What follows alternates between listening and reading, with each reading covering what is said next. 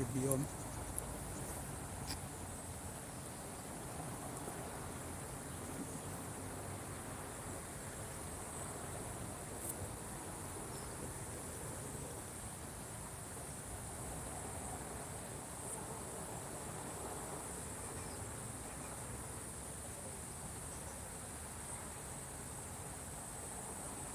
Yeah, shalom.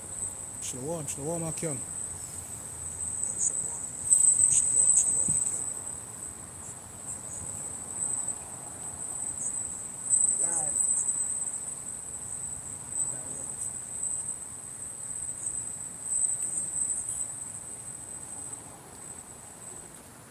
Shalom, shalom.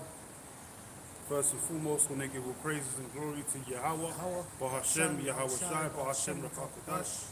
Double honors to the apostles and elders of great millstone. Blessings to the hopeful and sincere elect, man. Last 2 weeks of this pivotal year, 2025, going into 2026. And it's already kicking off, having all these false flag and psyops going on right now. We just had that major shooting last week, a few days back in Australia, you know, down there, down under in Australia. Got a couple of small hats laid out on the beachfront and all that. And now they're pushing this whole anti-Semi type behavior, tactics all over again. Now it's coming back up in the news, the hysteria of the anti-Semi this and anti-Semi that against the fake JOOS's, because they need to make up for damage control, man, because the truth is out there. And the truth is that those so-called small hats today over there in the land of Israel are not the royal seed. They're not of the royal stock of the nation of the house of Israel, or the man named Israel. They come from a different line known as the Edomite line. They come out of Esau, the man who was Jacob's twin brother, evil twin brother at that, spawn of Satan on the earth. You know, so that they're the man of sin being revealed. And so now they're doing a lot of damage control because they're coming to the final curtail of this new world order that they're trying to establish, set by the wicked elite, that are also part of the so-called Jewry as well. And so they need to, you know, get their house in order, basically.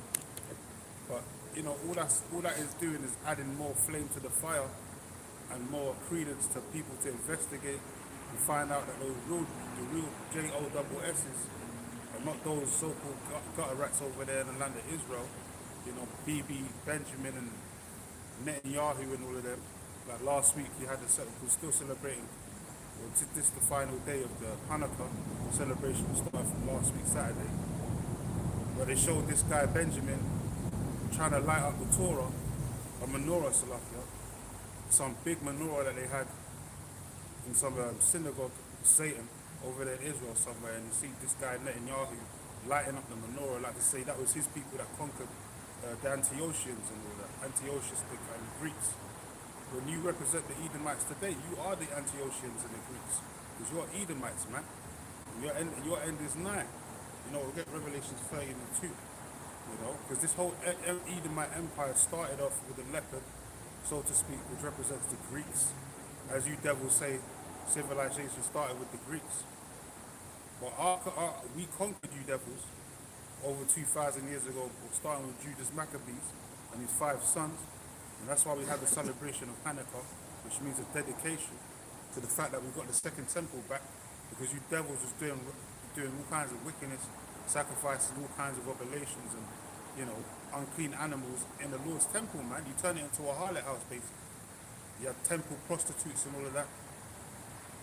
So that's why the Lord, once again, we're going to conquer you devils and destroy your empire in this modern day time, like I told you in Jeremiah 16 and 14. And that's going to be the new high holy day of the conquering of the Edomite nation, known as under the guise of Babylon the Great. And we don't know what it's going to be called. You know, it might be called Exodus 2.0, who knows? But the Lord knows, you know. It might be called Abad Babah. Who knows, man? But it's going to be a new commemoration, a high holy day of the children of Israel, you Negroes, Latinos, and Native Americans, you know, being delivered from our enemy, the so-called white man, you know, under the guise of the so-called Babylonians today, the Chaldeans, you know, and they're going to be destroyed, man. Esau's going into slavery. But first, the Lord has to dismantle your empire, man, and that's what's happening right now. America's not going to be made great again. Babylon should not be healed, man. You know, it's going to straight into perdition. So let's start off with that. This is Revelation chapter 13 and verse 2. And the beast which I saw was like unto a leopard, and his feet were as the feet of a bear.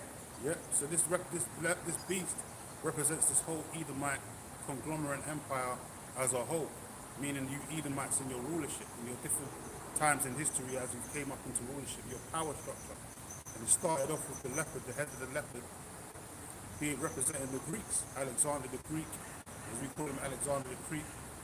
You know, he started with the whole Hellenization. Hellenization started with the Greek Empire under Alexander, but it got expounded upon and pushed on us more heavily during Antiochus, man.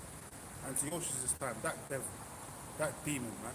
He put hell on our people and made us conscribe to his Greek fashion, you know, wearing hats, performing in gyms, the gymnasium, butt-ass naked. And then he's got this new series of Spartacus, the House of Ashur, you know, and he's got Jakes up in there, and this gladiatorial sport, blood sport, showing you, you know, at that time Greece was a melting pot, and you had Jakes, under the Greco-Roman Empire, should I say, you had Jakes fighting for freedom, so to speak, in the fucking gladiatorial sport in the Colosseum, man, for Esau's entertainment, for bread and circuses. He was making us fight lions and shit, and making us fight and kill each other for his entertainment, man. Like today you just had, or last night you just had modern day gladiatorial expose, whatever, of this guy AJ fighting Jake Paul, which that was a mismatch for the beginning. He just dismantled it. But that's your modern day blood sport. He even said, leading up to the press conferences and all that, his desires to kill him in the ring. That's a modern day example of blood sport. Because they actually had to kill each other 2,000 years ago. If no one would leave the ring alive, someone had to die. Someone had to dead, man, either by axe or weaponry, or you know, by gorging their eyes out and doing some madness, man, ripping body parts apart, man, or animals tearing their asses up. That's what it was back in his actual blood sports. But today it's more PC, and no one's dying in the ring, except you might get a broken jaw, like man Jake Paul said, or something like that. You want to say something? No, I was saying, like you're saying, they said fight to the death, basically. And, you know, basically even today, these arenas, right, they're modern day Colosseums, man. That's what it is. It's just bread and circuses, man. That's it. Because at the same time they're giving you all this entertainment and amusement, the real news is happening behind the scenes where there's war is being prepared, the Third World War. You got Russia and China saying they're willing to go to the defense of Venezuela and Iran against the US. This is wars and rumors of wars going on behind the scenes, behind all this bread and circuses and entertainment that they're giving you, man. The real war is outside, not going on outside, you know. And they're not telling you that they're getting ready to put a stick of biometric device up in your ass so you can buy and sell and watch modern day Netflix and all of that shit. Subscribe to modern day TV networks and all of that. You're gonna have to have that fucking sea hip underneath your skin to be linked into the system, man. They're not telling you that. So just like ancient Greco-Rome, the same thing, but they start with the Hellenization, had Jakes running around butt-ass naked. That's where you get the word gymnos from. Jake didn't want to circumcise themselves no more. They started eating swine's flesh, following the way after the Greeks. That's why you had the Hellenin and the Hellenistas, you know, Greek-speaking Jews, and then you had Jakes that was groomed up in that whole lifestyle, but they still knew the ancient Hebrew. That was the Hellenistas. But you had the Hellenin that didn't know that they were Jews, and they were just Greek-speaking converts, basically, foreigners. Israelite foreigners, man. That's what the whole concept of the Gentiles, the Israelite foreigners coming back into the fold of, you know, the wild olive tree going back to the main olive tree, man. And that represents the 12 tribes altogether. But anyway, the southern kingdom for the most part. But yeah, let's go back into that. Yep. Civilization started with them Greek freaks, man. Yep. Finishing off, it says, which I saw was like unto a leopard, and his feet were as the feet of a bear. Yeah, the feet of the bear represents who? The modern day Russians, another Edomite counterpart of that whole Edomite setup, man, power structure. The Russians, man, the modern day Medes, Gog and Magog. And I just made a quote. I'm going to get into that subject about how basically the fulfilling of Ezekiel 38 is coming into play. Because Venezuela and Iran are having big trouble with who? Mainly America, the US, and their NATO counterparts. But really it's because of the US, America, and their bullying tactics, man. You know, now you got Russia and China saying they're willing to step in to defend those allies of those, because they're actual allies. They actually have business investments with Iran and Venezuela, and they're willing to go to war for them against the US. So that's a fulfilling of Ezekiel 38, where it says they're going to be a guard unto the number of all nations round about them. So prophecy is taking place right before our eyes, man. The real news, the real war that is taking place, going on right before our eyes, man. Prophecies, man. Go ahead. And it says, So the Russians are going to be the end of this empire, man. That's why it's the defeat of it, because Russia's going to be the main reason why America's going to be destroyed off the face of the earth, because of them ICBM missiles, man, and them different warheads. Go ahead. it says, and his mouth as the mouth of a lion. And the mouth represents who? The lion represents who? Great Britain, the UK, Great Britannia. Because America was birthed through Great Britain, the 13 colonies and so on and so forth. They gained their so-called independence June 1st, 1776. And now, 250 years later, which is going to be 2026, they're going to celebrate their reign on the earth for 250 years, which is actually, when you calculate it like Apostle Torah said, that's the actual amount of an empire reigning on the earth.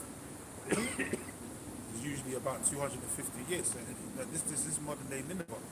This is modern day Assyria getting ready to be destroyed by way of Yahweh Shai, by way of the weapons of his indignations that have ICBM missiles. Huh? But America was birthed from Great Britain, and then it says in the 8th chapter, the 8th head, that Empire 7 shall go into what? Perdition, man. So America's going to go into destruction. There is no remedy for America, man. There is no safe haven. There is no future for America other than straight up destruction, man, and desolation. And it says, and the dragon gave him his power and his seat and great authority. Yeah, what does the dragon represent? The whole Roman Empire philosophy, way of living, way of life, man. That's why they're following the same traits of the ancient Romans, and this is Rome all over again. So the dragon represents the 7 heads and the 10 horns, represents the red dragon, represents the ancient Rome. You know, and they're different conglomerates and they joint ventures and so on. And the same shit's happening today. That's why you got America, NATO, and the EU. You know, this is Rome 2.0, and America's the head of that. You're following the same byproduct of ancient Rome, and the same way ancient Rome was taken out, you know, by failing their people and failing their society and the economy falling apart and devaluing of their money system, monetary system, the same way America's falling apart. But the ultimate goal is to, you know, the destruction by way of the nuclear missiles. That's the difference between ancient Rome and modern day Rome today. It's going to be taken out by nuclear fire, man. You know? So America's not going to rule ever. These Edomites are never going to have power to rule over the earth ever again after this rulership, man. Isaiah 14:21 tells you that, man. You know, they're never going to rule on this earth again. They're gonna fade away like a bad dream, man. They're gonna wither away like the green herb. You know? Go ahead. Go ahead. This is Daniel chapter 4 and 17. This matter is by the decree of the watchers and the demand by the word of the holy ones, to the intent that the living may know that the Most High ruleth in the kingdom of men and giveth it to whomsoever he will, and setteth up over it the basis of men. Yeah, the Lord set up these devils, man. These cave dwellers. These cave monkeys, man. Obadiah, man. Thou, you know, you deceived yourself, man. Thou that dwellest in the clefts of the rock. Because of that pride, you deceived yourself thinking, that, oh, yeah, you're the shit. But not too long ago, you was the ones grunting on all fours, running around in the caves of South Georgia, Russia, man. Because you're the basis of men. You're violated the vilest people on the earth. You know, it says you're children of fools, you're violent in the earth. That's why you're chased out of society. And you know to say the JOSS, they was chased out of society at one point because those are the same people. I did a sit down last week or the week before on the Cracker Barrel. And that was a situation where the Moors, during the time of the Moorish Empire, 8th, 9th century, they was taking in Edomites and cleaning the Ashkenazis and the Khazarian Empire basically. They was taking the Edomites out of the mountains and all of that, and they was keeping those, basically civilizing them. They were putting them in barrels and washing them because they didn't know about washing and bathing. They put them in big barrels. They called it a cracker barrel, man. Show you pictures of Edomites getting bathed for the first time. Like to say it's a jet 2 holiday, man. Like they never tasted or seen water before. But other nations knew about water. So what's wrong with these people, man? That shows you that Esau's got a beast mentality, man. He acts like a beast and he actually look like beasts when they don't have a Gillette razor to put to their skin. They look like damn modern day Sasquatches, man, walking around. Hairy as smelly as hell. They smell like outside, man. You know? And basically, they have to put them in them big ass containers to wash their nasty ass skin and shave them and teach them etiquette and teach them how to be law-abiding citizens, man, and not act like fucking heathens, man, even though they're the supreme heathens, but not act like a damn savage. They're the original savages, man, talking about when they encountered Jake over there in the New World, they called them savages, Christopher Columbus. Nah, man, there was a harmonious people, man. They was peaceful, they treated you well, they showed you love, and what did you give them? Disease and warfare, man. Disease, death, and warfare. And stealing of their resources. That's how you return the favor. But when you saw the tribes over there in the New World, the 10 tribes, you know, Hispaniola and parts of North America and all that, they ain't treated you devils, man. They gave you a fair shake. They gave you basically an open hand. And you returned savagery onto them, man. You returned blood and destruction onto them. Why? Because you're the devil and you're never supposed to be trusted. As the scripture says, never trust thine enemy, man. The iron rust is so his wickedness. So that's what we used to do. The Moors, which are so-called blacks that follow the religion of Islam, used to put your devil, your cracker asses in barrels, we call it cracker barrels, to wash your asses, wash all that dirty smoke and must and dust, all them gnats and, you know, all that vermin in your damn body, and shave your body down, you know, so you didn't look so fucking disgusting, man. You know, so-called civilized you as a people, and then you in turn, you know, took them down as an empire. You took down the Moorish Empire. I think the last stronghold was in Granada or something like that, Granada, Spain. You took down them in their strongholds through the Khazarian Empire, Mehmet and them. You took down the last stronghold of the Byzantine Empire, basically. So this is what happens when we. That's why it says never trust thine enemy, man. It's like iron rusted. So you devils are always been proud, but your end is that you're gonna go into slavery, man. Under the ones you hate the most. What you got there? Oh yeah, get Daniel 2 and 44 when you're done with that. Because the kingdom that's to come is the kingdom that's gonna be for the nation of Israel, and Israel only, man. There's no salvation for the other nations, man. Forget what Genesis is saying, man. That's right. This is Habakkuk chapter 2 and 12. Woe to him that buildeth a town with blood and establisheth a city by iniquity.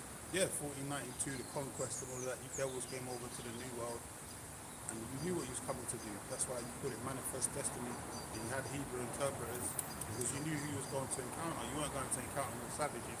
You was going to encounter the 10 tribes of Israel, because they left the Assyrian captivity over 1,000 years before that, and they went over to that land after the Assyrian captivity, and they dwelt there ever since. So they're the true inheritors of that land, because before that, no one else ever dwelt there, man. Only people used to go over there to just gain resources and go back to their countries, like during the time of King Solomon, you know. But you devils came over there and had to, like, the land belonged unto you, and you destroyed our people. And still to this day, you're calling our people aliens in their own land, man. You're telling them they can't even go over borders that they once owned.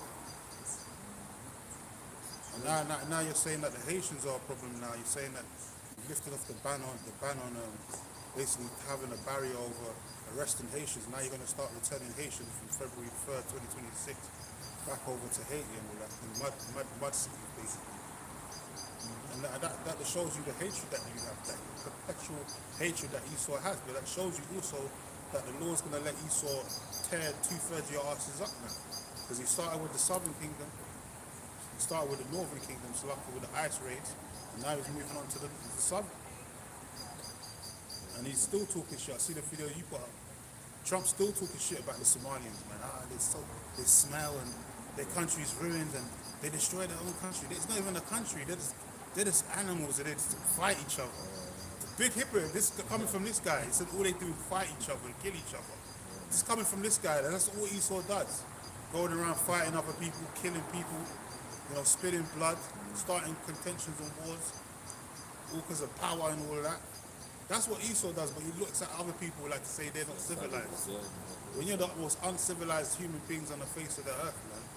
So yeah, they're taking over Minnesota. Minnesota's become a hellhole now. Shit. What did he say about the mayor or whatever? He said, he's a fool. He's a fool. Minnesota's lost his, lost his glory and all that, the glam and glory. Yo, man. Anyway, carry on. He said you don't want him there. Yeah, he wants all the Somalians out. Really, he's trying to gun for anyone that's a man of color, because the Somalians are people of color, man. So if he sees a Jake over there and he thinks you're Somalian, even though you're not, he's gonna he's gonna paint you all with the same brush, just like the Haitians, because you can't really tell between whether you're Haitian or you're Judah or Benjamin, because you're all the same fucking color. So he's just gonna grab all of you, man. He's gonna stick all of you on fucking concentration camps, man, trying to eradicate you, man. That's what he's gonna do. He was doing it with the Northern Kingdom. He didn't know the difference between Puerto Rican and where. He was just arresting anyone that looked Spanish. Anyone that spoke Spanish, you're getting arrested. Don't care if you're Puerto Rican, Nicaraguan, or Mexican. If you're speaking Spanish, you're getting arrested. Then they'll find out after. So what do you think he's going to do to the Southern Kingdom when they all look black? You're gone, man. He's going to come after all you niggas. Especially you niggas over there in Chirac. Because you got a whole concentration of Zos over there, Haitians over there in Chirac, man. And they're known as what? Chirac, because there's bad gun wars and it's coming, man. Esau's coming for you tribes, man. 2026 is going to be a sick year, man. The year of bare death and, blood curdling cries and all of that, man. Weeping the national teeth.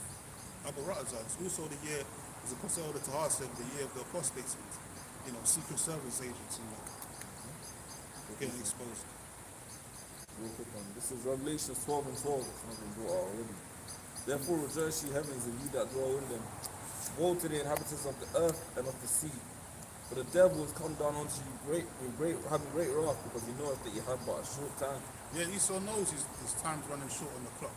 That's why he's got to do what they got to scramble right now. That's why I said, mention that whole Australia psyop that happened the other day. Now all of a sudden, a group of JOOS is just getting laid out on a beachfront. Come on, man, that shit's never happened. They didn't even show the other day 2 Jakes on the train arguing with some JOs. And saying, I'll fucking kill you, nigga. And that part got filmed and put on and went viral just because he said they were going to kill some JOs. Now all of a sudden, send me this, send me that, all over again. You know the PR behind that. Their marketing. And they own the media companies, man. The same JOSS that are crying send me this, they own all the media companies, so they know how to push a narrative, man. So they're going to make that big in the news again, saying that, Jays are being threatened, life-threatening. It's not just talking anymore. People are being killed. Look what happened in Australia. Send us some aid.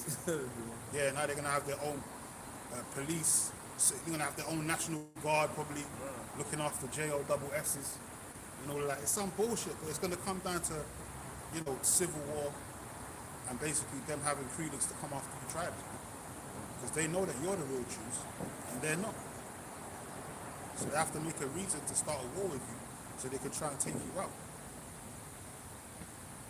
It's going to backfire, man. Their time's running short, and that's why we know that 2030 and all this future endeavors of doing this in 2030 and 2050, that's not going to happen, man. They're doing it now. They're fast-tracking the New World Order now. That's why the whole system is going to a digital playing field right now as we speak. Just saw the other day, at Fort Worth, Texas or whatever, they got a drive-through automated McDonald's now. There's not even no staff or nothing. You just go walk through, robots are doing your food for you, man. Robots are giving you your food bounce, man. That's it. There's no more staff. That's how they want the stores to be.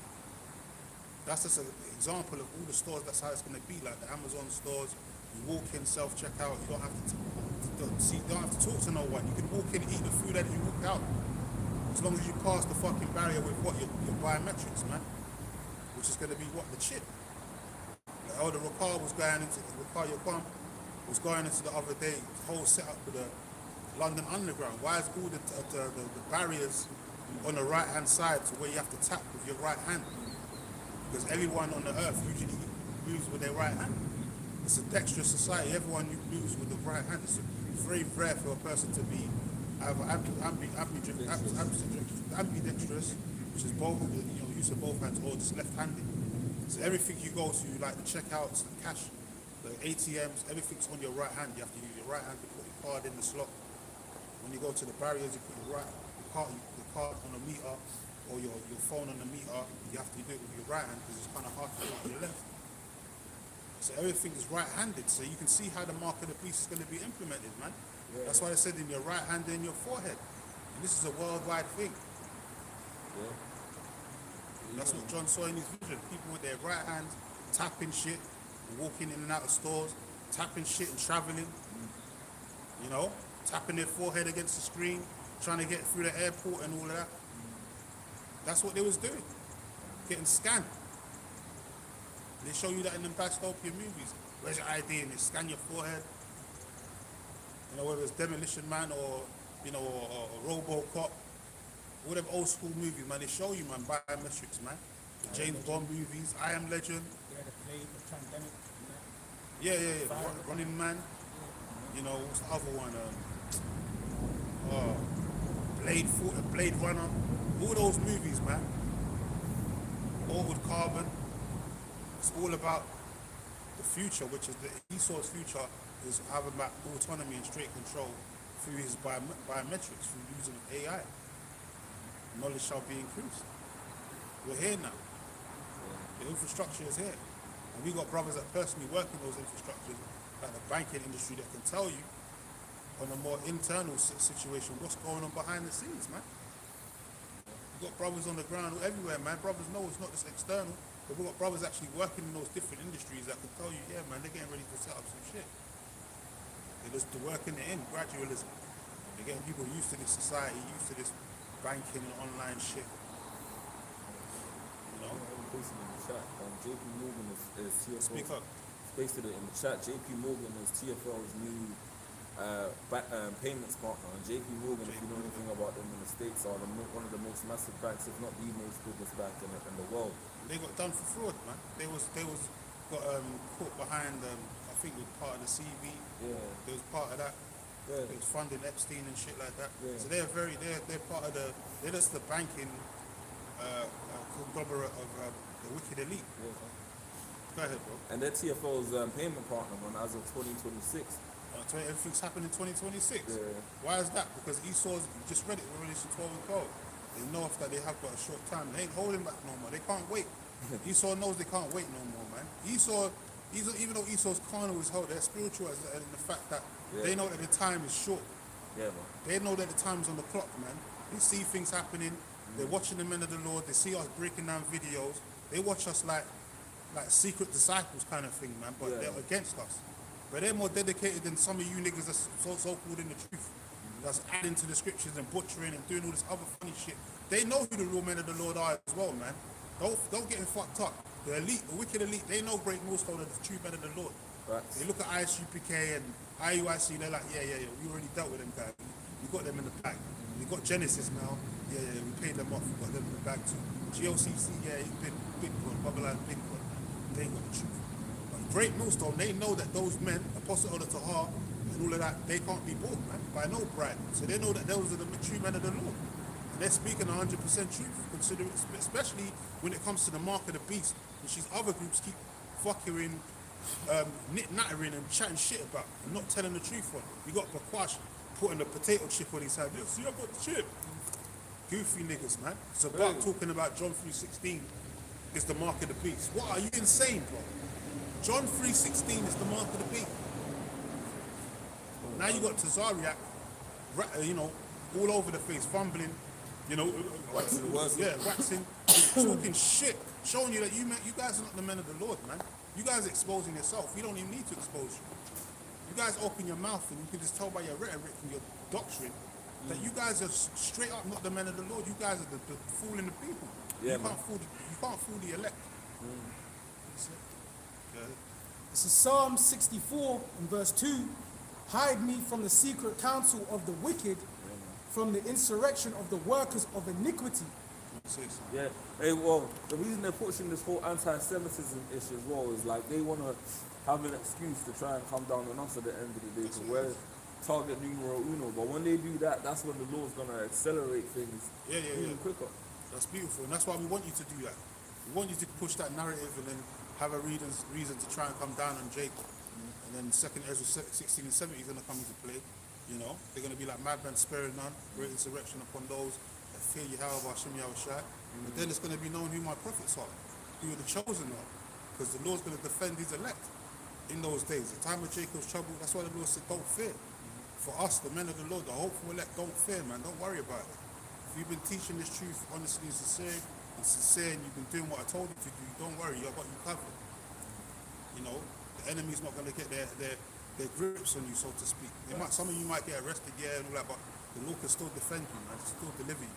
But for the 2/3 out there, these false prophets, they're going to be having their asses handed to them, man. They're going to be weeping and gnashing their teeth. And the Lord's not going to come to your defense because you guys are straight up hirelings, man. You sold the Lord out. You know, you got a lot of sellouts in this truth, man. You know, it don't make no fucking sense. That just shows you're narrow-minded and you never really believed. But that's down to the Lord anyway, because the Lord chooses who's going to serve him and who serves him not. It says, who whet their tongue like a sword and bend their bows to shoot their arrows, even bitter words, that they may shoot in secret at the perfect. Yeah, the bitter words and all that, anti-Semitic this, anti-Semitic that. When you can't say we're anti-Semitic, you know, because we're Shemites, man. We come from the line of Shem, and it's really anti-Shemite. It's Shemitic, if you want to say it. Because there's no such thing as anti-Sem. That's BS. But if you're saying we're against Shem, then you can't say that because we come from the line of Shem, just like you do.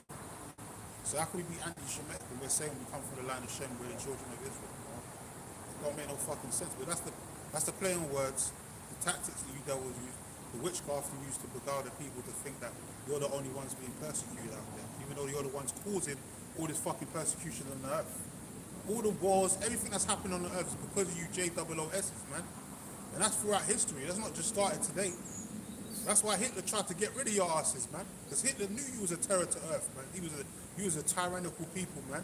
He tried to introduce porn and all these things in Germany and all that. He wasn't with all that, man. He tried to get rid of all the... he tried to do mad shit, man. Yeah. He tried to bring that Greek shit to Germany. They weren't having it, man. Yeah. That's why he wanted to get rid of your asses, man. Because he knew you was no good. And even his line goes back to that. You know, so it's like he knew who he was dealing with, man. But at the end of the day, you small hats are not the chosen people, man. And that's being more and more revealed. Every time you come up against us in this truth, that's being more and more revealed that you guys are not the true people of the Lord. You're actually, you know, of the synagogue of Satan.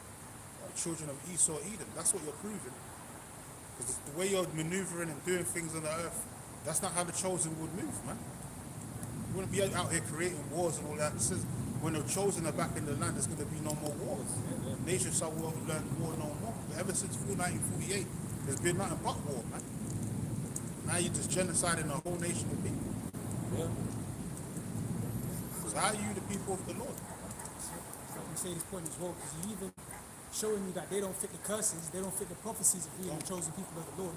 You don't see them small hats on the corners, you know, with a sign, the 12 tribe sign, you know, preaching the return of the Lord, the coming of the Lord. They don't even believe the Lord is coming in the past. They don't believe in the Messiah, man. Yeah, both of them are They unorthodox. disdain the Lord. In the Talmud, they say that the Lord's, you know, in hell, in the pit of excrement, you know, boiling in the pit of excrement, man. That's how they think about the Lord. So how can you be the people of the Lord, man? The Lord's coming to enslave you, you Edomite devils, man. That's why I said he was this that coming from Eden, the dire garments from Bosra, man. The Lord's got a vendetta against you small hats, especially in the whole Edomite nation, man. They come to fuck you devils up. You're habitual liars, man. You're the destroyers of his heritage. That's right.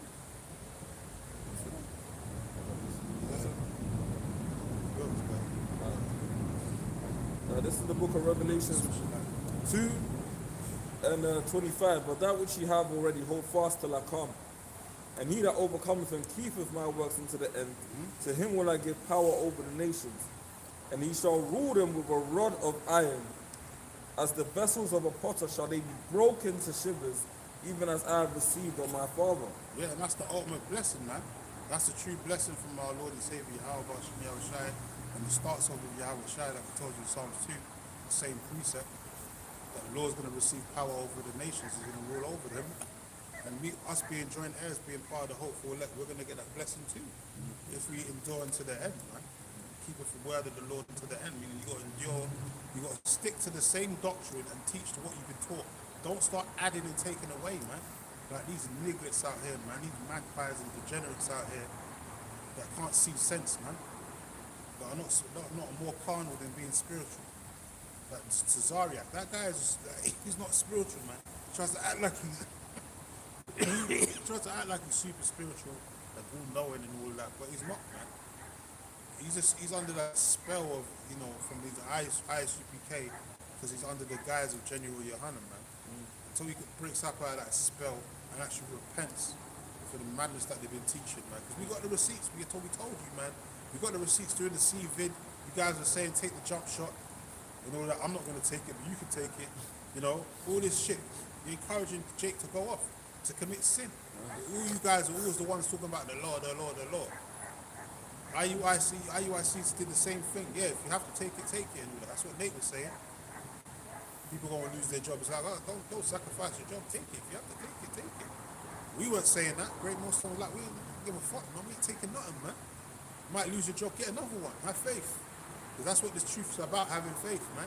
And that was a little, forerunner, a little tester to see how the Lord, for the Lord to see how men will react. His people will react, so to speak, when push comes to shove, man. And you can see the results, man. IUIC folded, ISUPK folded, IUIC showing videos of them at the clinic, lining up to get the stabbing jab. You guys have got no faith, man. You lack faith. That's a key ingredient you're gonna need in these last days, man. If you ain't got no faith, how you gonna please the Lord? It's impossible to please him. Now all the works that you're doing is all for naught, basically, man. You can't do it without faith. And when that MOT to the B comes, like Apostle all the time keeps saying, there's gonna be a major shake-up in Israel, man. As soon as the news breaks, breaking news, Trump just said in the executive order, everyone in America has to get mandated chips. You people are going to be bugging the fuck out. You'll be looking for every video online, scrambling, scraping. You know what I'm saying? They're going to be coming to the Apostle Tar, leaving bare messages all of a sudden. Trying to get old numbers and all that, trying to phone man's phone off the charts. And then they're going to be like, look, go to the sellers and buy. That's what we're going to tell you niggas. Because we told you. We've got thousands of videos online telling you the MOT to the B is the RFID. Don't take it. Don't listen to anyone that's telling you the mark of the beast is not the chip. They're lying to you, man. They're false prophets. So in that day, Jake's gonna be bugging up. Nate's gonna be people. They're gonna be looking for their leaders, looking for answers. A lot of them are gonna be doing like all that damage control as well. They're gonna act like we said it could be the chip. A lot of them are gonna be trying to do that shit. We said it could be the chip. We didn't say it wasn't the chip. We just said it wasn't the. Chatting shit, but everyone's gonna know. Look, Drake Millstone, go to the real men of the Lord, because they said from the beginning and they never deviated. That's when it shall be known you are my chosen. But as we said, when apostles are when they come looking for the apostles, all that, they're gonna go and tell you to go to the sellers and buy. Don't come to us for no breakdowns. We ain't breaking down shit for you, because we already warned you niggas, man. While the doors of mercy were open. Yeah. And that's when the family of the word is going to come into play as well.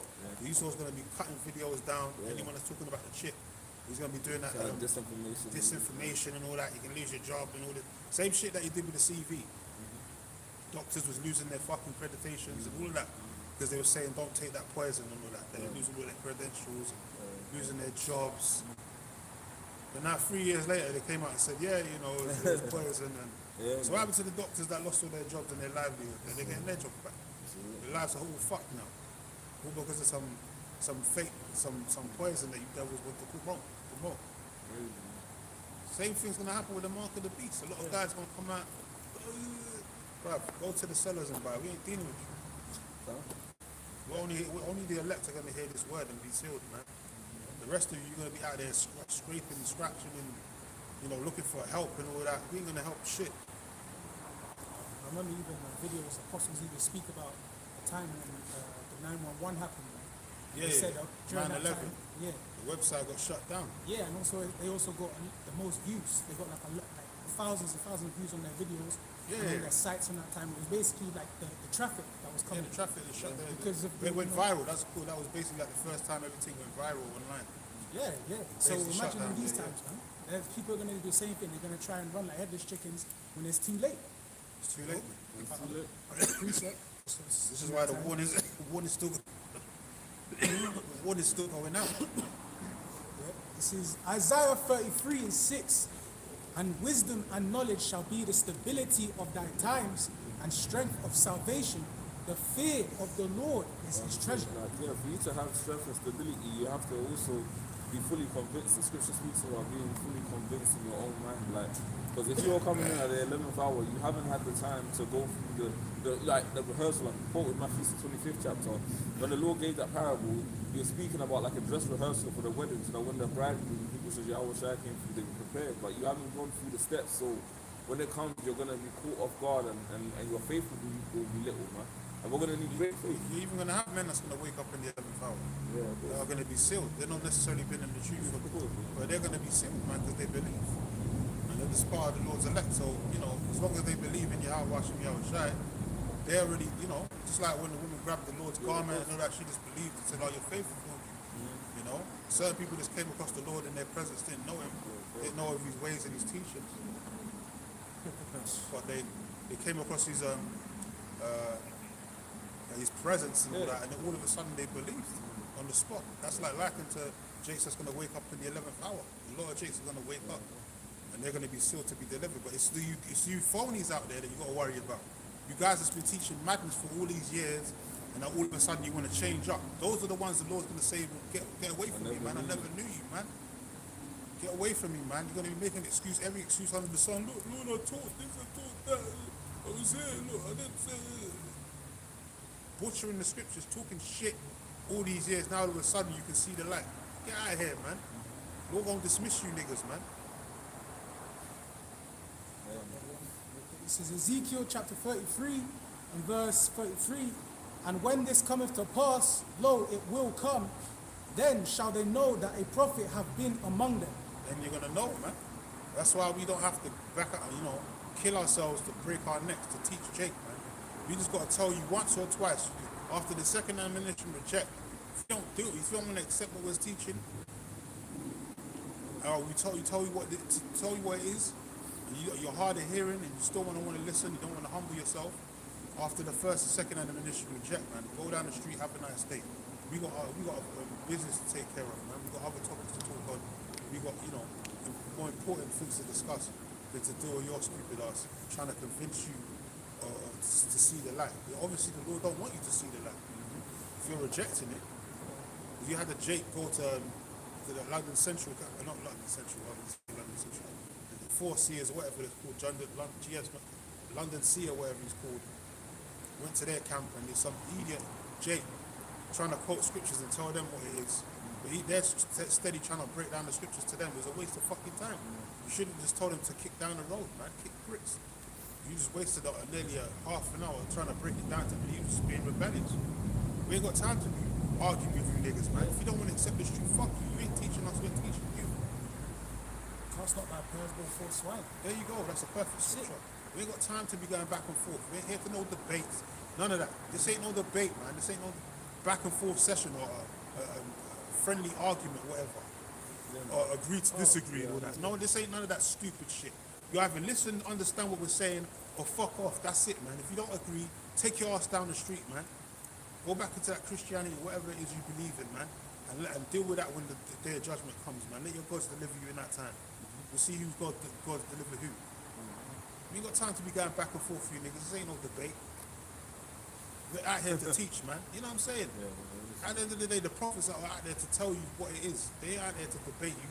When the prophets came into the town and all that, they weren't debating people. They're telling them, Jake, get right, repent, or the Lord's going to kill you, man. That's what we're saying. Jake is fucking entertainment. Yeah, he thinks it's a fucking game. Everything's a fucking game until it's lights out, man. It's Habakkuk chapter 2 and verse 3. For the vision is yet for an appointed time, but at the end it shall speak and not lie, though it tarry. That's Ezekiel 33. When this cometh to pass and Lord will come, then shall they know that a prophet has been among them. Because like the Heavenly Father is the only true power, and regardless of whether you want to accept it or not, it's the absolute fact. Like if you don't believe it, don't change what the truth is. Yeah, Romans 3 and 3. Yeah. It's not going to make our faith, it's not going to change the prophecies, basically. Yeah. Just because you don't believe doesn't mean the Lord's not, the prophecy's not going to take place now because you don't believe. Fuck you, man. Prophecies override everyone, even the Lord's word. Even the Lord is bound by his own word. Yeah. He says it over his name, because his name is pure. So he's not a man that he show lies. So if he says something's going to happen, it has to happen. Yeah, And you can't override it because he said it was supposed to happen now. So it has to be fulfilled. That's like prophecies are signs and signs are prophecies. That's the same thing. That's right. And that's what we've been waiting for. We've seen the signs. We're not as like them that are walking dead. The walking dead basically, dead from the neck up, spiritually dead, like our people, majority of them, 2/3. We're not like them, man. We're children of the light, children of the day. So we're walking, with the eyes south, and we're keeping, trying to stay on the straight and narrow. And you got 2/3 that's walking around blindly. They're going to be lost out there, man. You have to, if they're blind, use the blind, let them go, man. It's like you could get Dr. Strange and try to get him to come up with every single different Same outcome. Same outcome. Isn't it, man? Man tried to save, Iron Man or kill Thanos, and there's always the same outcome after 1,000 different fucking tries, man. It just shows you, man, fate is fate. You can't change fate, man. The Lord has it out for you. There's nothing no one can do to save you, man. The scriptures say that. The Lord has his eye on you, man. That's it, man. If you're on the Lord's hit list, man, that's your ass, man. No one can deliver you out of the power of the Lord. And if the Lord's got his eye on you to deliver you too, no one can come and no one can take you away. Same thing. And the fan said you could not live with your own failure. So you went to the past to try to change it. Where did that lead you? Back to me. No point. That's it. That's prophecy, man. Prophecy, man. That's it. Faith. Yeah, it means to say Destiny. before. Yeah. It's already foretold, man. So what's Esau's destiny? That he's going to lose his kingdom and then he's going into perpetual slavery for 1,000 years, and then they're going to be exterminated off the face of the earth. That's pursuant to the scriptures, man. That's what the scriptures is actually saying. So we got our guys out there that are actually trying to pervert the gospel and saying, nah, there's salvation for Edom. My quick question is this. In the scriptures of Revelations, the 21st chapter, it tells you there's 12 great gates in the kingdom of heaven. For the 12 tribes of Israel, the 12 names and all that, the apostles and all that. Where's the gate for Esau, Edom? Where's Moab's gate? Where's Japheth's gate? I thought Japheth might have a small gate. Where's Ham's gate? Because they're tall as fuck. They need a taller gate than everyone else, right? And the tall ass Hamites with Luke Bolt type heights and all that. Where's their gate at? Why does it not say there's a gate for Esau, man? Because there is no gate. Because there's no salvation for the other nations, man. It's for the 12 tribes of Israel, you morons. So when you hear these guys talk about the Gentiles could be saved, how are they going to be saved, man? Where's their gate, man? Doesn't exist. It doesn't exist, man. There's only 12 gates. 12,000, 12 tribes. 12,000 out of each tribe, man. It doesn't say nothing about even one Edomite being delivered, man. Don't know how, it doesn't matter how nice he was to us or whatever. It doesn't tell you that. So what the fuck are you guys talking about? Esau's going into slavery, man. That's where he belongs. He's a servant. He's an habitual slave. He was made to be a slave. To us. Yep. The elder shall serve the younger, man. That was before they was even born. It says here, it says, though it tarry, wait for it, because it will surely come, it will not tarry. Even the deeper thing about that as well, even on this side, you've got King Jakes that love Esau because they're stupid and they're not spiritually misaligned. Well, because they took the bag. They took the bag. But even in the kingdom, like, in the kingdom, Yeah. them niggas is going to come back. Yeah, them niggas are going to come back and they're going to, the same devil that they sold out, made them sell out, They're going to put hell on that devil, but they're going to have their head down for a long ass time, like it goes with Daniel. Genesis and all these guys. All you sell out niggas, you're going to feel real stupid in the kingdom, man. You would realize you sold out for naught. You sold out for nothing, man. The Lord could give you all this for just having faith and enduring into the end. The Lord could give you so much that the white man can never give you. Like, this is ridiculous. You can't compare the riches and the abundance of wealth that you're going to have in this life to compare to the kingdom. You're going to feel like an idiot. You're gonna feel real stupid. That's why you're gonna have your head down in the kingdom, man. You sold the Lord out. You did all that for what? You drinking, you're young, trying to go out, drink yourself to sleep because you're stressed in your brain. But after a while, you're gonna come out of that spirit and you're gonna just live how you're supposed to live, man, in righteousness. Because the Lord said, "All Israel shall be saved." We're gonna be living in righteousness, man. So yeah, but for now, all you sellouts, man, you bug outs and all that, you're gonna feel real bad and stupid, man, when you realize what you gave up. You settle for the consolation prize. Woe unto you that are rich now, because you basically got your consolation. You're gonna feel real stupid, man. But that's what happens, man. That just shows you that, as we've been saying, the Lord's not dealing with all Israelites, man. And if all Israel's not going to be saved, how the hell is the Lord going to save other nations? It don't make no sense. If all Israel's not going to be saved, the Lord's going to kill 2/3 of his own people. Why is he going to bypass them and save some heathen? For what? It doesn't even make sense, man. Where he's chosen people, not Esau, not Moab, not Ammon, not Ishmael. There's no gate for Ishmael in the kingdom of heaven, even though it said they got 12 princes. But their time's on this side. That's why they got the Arab world on lock, on smash the UAE and all that. They got all the oil, they got the Dubai and all that shit. They keep building all these different, building in the sand dunes and all that, because that's this empire now. That's their time to rule here now. In the kingdom of heaven, we're going to be the top guys. Yes. We're going to be the ones, man. Not these other nations. They're going to come to us, man. You've read it already, Revelation 2:26. We're going to get power over the nations. That means they're going to become our subjects. There's no equality in the kingdom, man. There's no equality. There's no equality here. There's no equality here. So how there's going to be equality in the kingdom, especially when we're ruling? We're going to be superhuman at that. How there's going to be equal to some red rat, some red vermin, man. No, Edom, man. You're going to be beating the shit out of these devils, man. Kicking their asses for fun. Curse is going to be on them. Women don't even desire them now, like the men. Women don't even desire. How much more in the kingdom, man? Women ain't going to desire no Edomite in the kingdom. Oh, man. They're going to be the only ones they're going to be desiring is Jake. From the different tribes. That's right. So why the fuck is Esau going to get a fair shake in the kingdom of heaven? Are you mad? In the Lord's kingdom at that. Crazy. Man, you people are crazy. But that's what happens when it says Jake, the simple believer for every word, like the simple Romans 16:17. It says the simple equals. I always get this what's called. Yeah, it can be good. But Jake's real simple-minded, man. That's why it says for my people, Jeremiah 4:22. My people are foolish to subtle children. Jake's very simple in the brain, man. Just believe anything man tell you. Just because he sounds deep and he's using long abbreviated words, don't mean he knows it. He knows what he's talking about, man. He's bewitching you, man. He's bewitching you with speech. It's Romans 16:17. This is the book of Romans, the 16th chapter, and the 17th verse.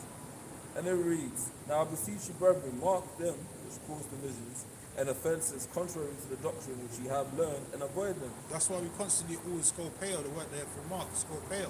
Now this guy Tazariak tried to be slick with it because he was talking to some guys on the phone that don't know about the Greek. He tried to equate Revelation 13th chapter with Ezekiel 9. Crazy. Like he tried to do all that, man. That's Crazy. subversion shit, man. Like he tried to use all that, like them old witch tactics, like to say we don't know what you're doing, man. Come on, man, because they don't know about the Greek. So you're just saying because it says the word mark, you just say there, that word mark, but it's spiritual. The word mark in Revelation 13 is spiritual. Damn. It's not physical. Like you, all them old witch tactics, man. Yeah. Showing you guys ain't in the right spirit, man. You guys are really just warlocks, man. In sheep's clothing. He really just out there to deceive, man. The Lord set up certain guys to be stumbling blocks. And that's you guys, man. The ISUPKs, the GOCCs, the IUICs. You guys are all stumbling blocks. Genesis. Yeah. That's ridiculous. That's some old school witch tactic you used to use back in the day until we discovered you got to go into the actual languages to learn what actual words mean. The word in Mark, Revelation 13 is totally different from the word Mark in Ezekiel 9 and 4. Total two different meanings, man. One's spiritual, which is Ezekiel 9 and 4, and one's physical, actual mark, the device they got to put under your skin, the paragma, which is in Revelation. He tried to do that witch tactic on you. That's crazy. Just try and get the guy to shut up, basically. It's like say he's telling him something. He's teaching him something that he don't know. Then he'll probably pull Romans where it says 16 and 17. And that word there where it says Mark, he'll probably pull that scripture as well. Yeah. That's crazy. That's like, Jake is Scottish because in 2025, when have you ever heard a useful reference, a spiritual way of making payment? Exactly. Yeah, you're gonna pay. That's what the whole thing is. And the guy was even saying that on the phone. Yeah. How the hell are you going to pay with you're saying it's not currency, it's not an actual physical thing. How are you going to make purchases? It don't make no fucking sense. It's just saying that it's your hand, so your hand pledges allegiance. What are you talking about, man? Really? It says everything under the sun except that biometric device. Why? Why are you so adamant that it's not that biometric device? Sold out your feet. Because you guys are sold out. You know that it's the RFID, but you've been told not to teach it. That's the difference. You guys are COINTELPRO, man. Go back into Romans 16. What did you say? No, I said they're 501c3. Yeah, they're COINTELPRO, man. They've been told not to teach it. So that's why we know you guys are phonies, man. Because Great Millstone don't do that shit, man. We gonna sell out, man. We can't be bribed like niggas. Niggas just take bribes like, you're taking a number 2 or something, man. It's easy to just taking shit, giving your soul over, selling a little short. For they that are such serve not our Lord Yahushua Mashiach, but their own belly. They serve their own belly, man. You notice all these guys that all got websites are trying to sell something, trying to invest in this and do this. Church fund, building fund, and something, something they're always breaking down to sell. Yeah. Some sort of t-shirt garments that they're selling. Yeah. Some breakdown 101, that they're selling. Go ahead. Yeah, it says,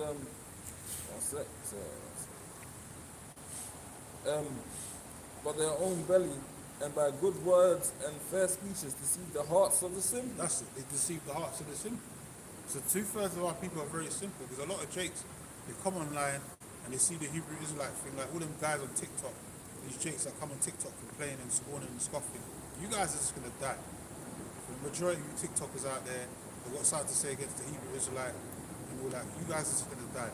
But a lot of you just come on YouTube and these social media platforms as a form of entertainment. You think it's entertaining, man. You don't take shit serious. And the simple, what does it say again? Simple believe with every word. And the simple believe with every word. What is it? And by good words and fair speeches deceive the heart of the simple. Easy to deceive, man. Because you listen to these guys, you look at their uniform, they present themselves as so-called man of the Lord. They got the so-called uniform and all the Power Ranger, armbands and all of that. They got the metallics and shit. So they look like they're so-called in the spirit of the Lord. But really, they're just there to deceive you, man. Deceive the hearts of the simple. Because you're not using your sixth sense, man. You're just looking at it like, oh, yeah, this is something entertaining. This is something fun to look at. These guys look interesting. What they're talking about? Like this is modern day wrestling or something like that, man. This ain't wrestling, man. This is the work of the Lord. This is his business. This is very serious like that. This is life and death. And Jake's not going to understand that until Isaiah 6 and 9 comes into play. When the nukes are flying, that's when you're going to realize how serious this truth actually was. But for a lot of you, it's going to be too late. And we know, as we've been saying, when the mark of the beast comes into play and it's made mandatory, it's going to be too late for a lot of you Jakes. Because a majority of you Jakes on the comment boards and all that, a lot of them are women as well. And these women are simple as well, they're led by their emotions. So a lot of these women are going to end up taking the chip as well, man. Even if they do still call themselves Israelites. not talking about the you know the elect sisters as part of the hopeful elect. We talk about these women that just fly by nighters and all that, just jumping on any bandwagons. Like to say is because they've seen a lot of men hanging around.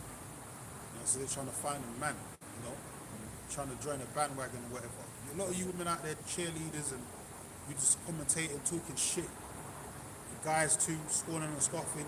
You're all going to take the chip at the end of the day. You're going to be destroyed. Because you guys lack faith. You don't understand how serious this truth that we're talking about is. The severity of it, man. So that's going to be on you guys, man. But anyway,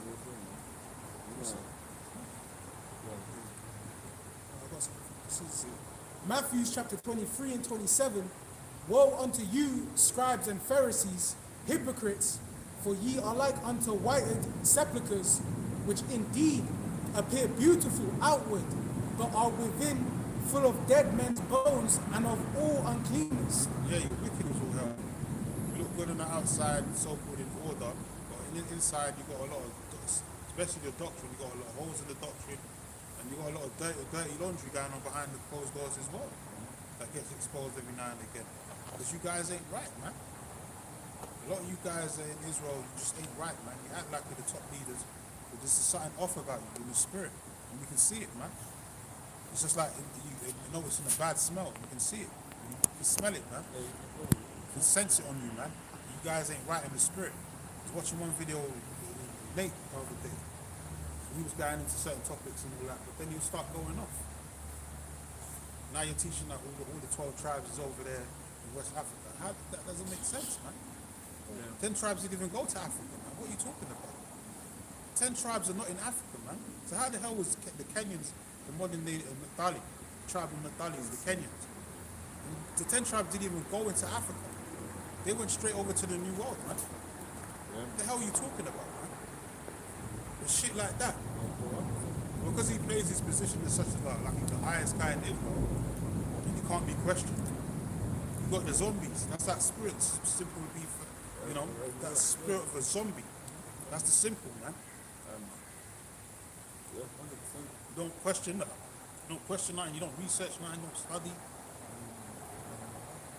It's whatever he says is fucking, you know, that's it. Yeah, man, you gotta be spiritual, man.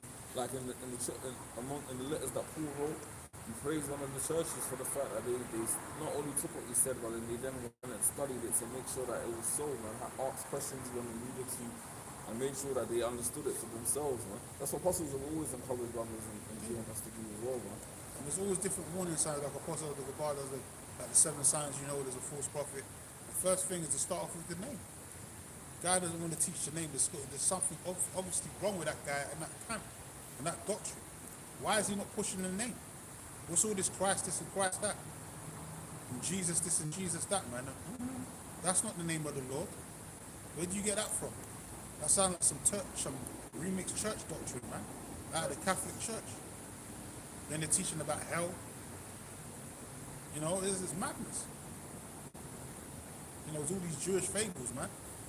Doctrines of devils, the intermingling with the truth, paganism basically. We're trying to intermingle with this truth. You know? It don't make no sense. But that's why the Lord's going to make a distinction. He's going to keep making that distinction. 2026, more guys are going to be getting revealed. The year of the apostates, more guys and agents and all that. You know, guys like Judas, go sellouts. They're going to be getting revealed more and more, man. It's going to be made more evident. Because as the apostles have been saying, there's more false prophets in this truth than there are righteous, man. And that's just how it's always been. And another sign is that, you know, we don't want to teach you the Hebrew. The guy's saying, oh, we don't have the Hebrew and all that. What are you talking about? That's our language. That's our language. That's our lineage. How can we not have the Lashon Kodash? How the hell did you give yourself a Hebrew name?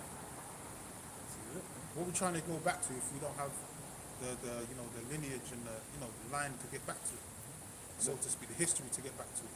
How are we going to study? What are we studying? Following the ways of our forefathers. Our forefathers spoke Hebrew. They didn't speak English. They didn't speak fucking, or in different circumstances, they didn't speak Greek and Latin and all that stuff. But I'm saying the original tongue was Hebrew. That's the ways of our forefathers, right? Like ancient customs, our high holy days. And we don't celebrate Christmas. We have our own high holy days. We have Hanukkah, we have Purim.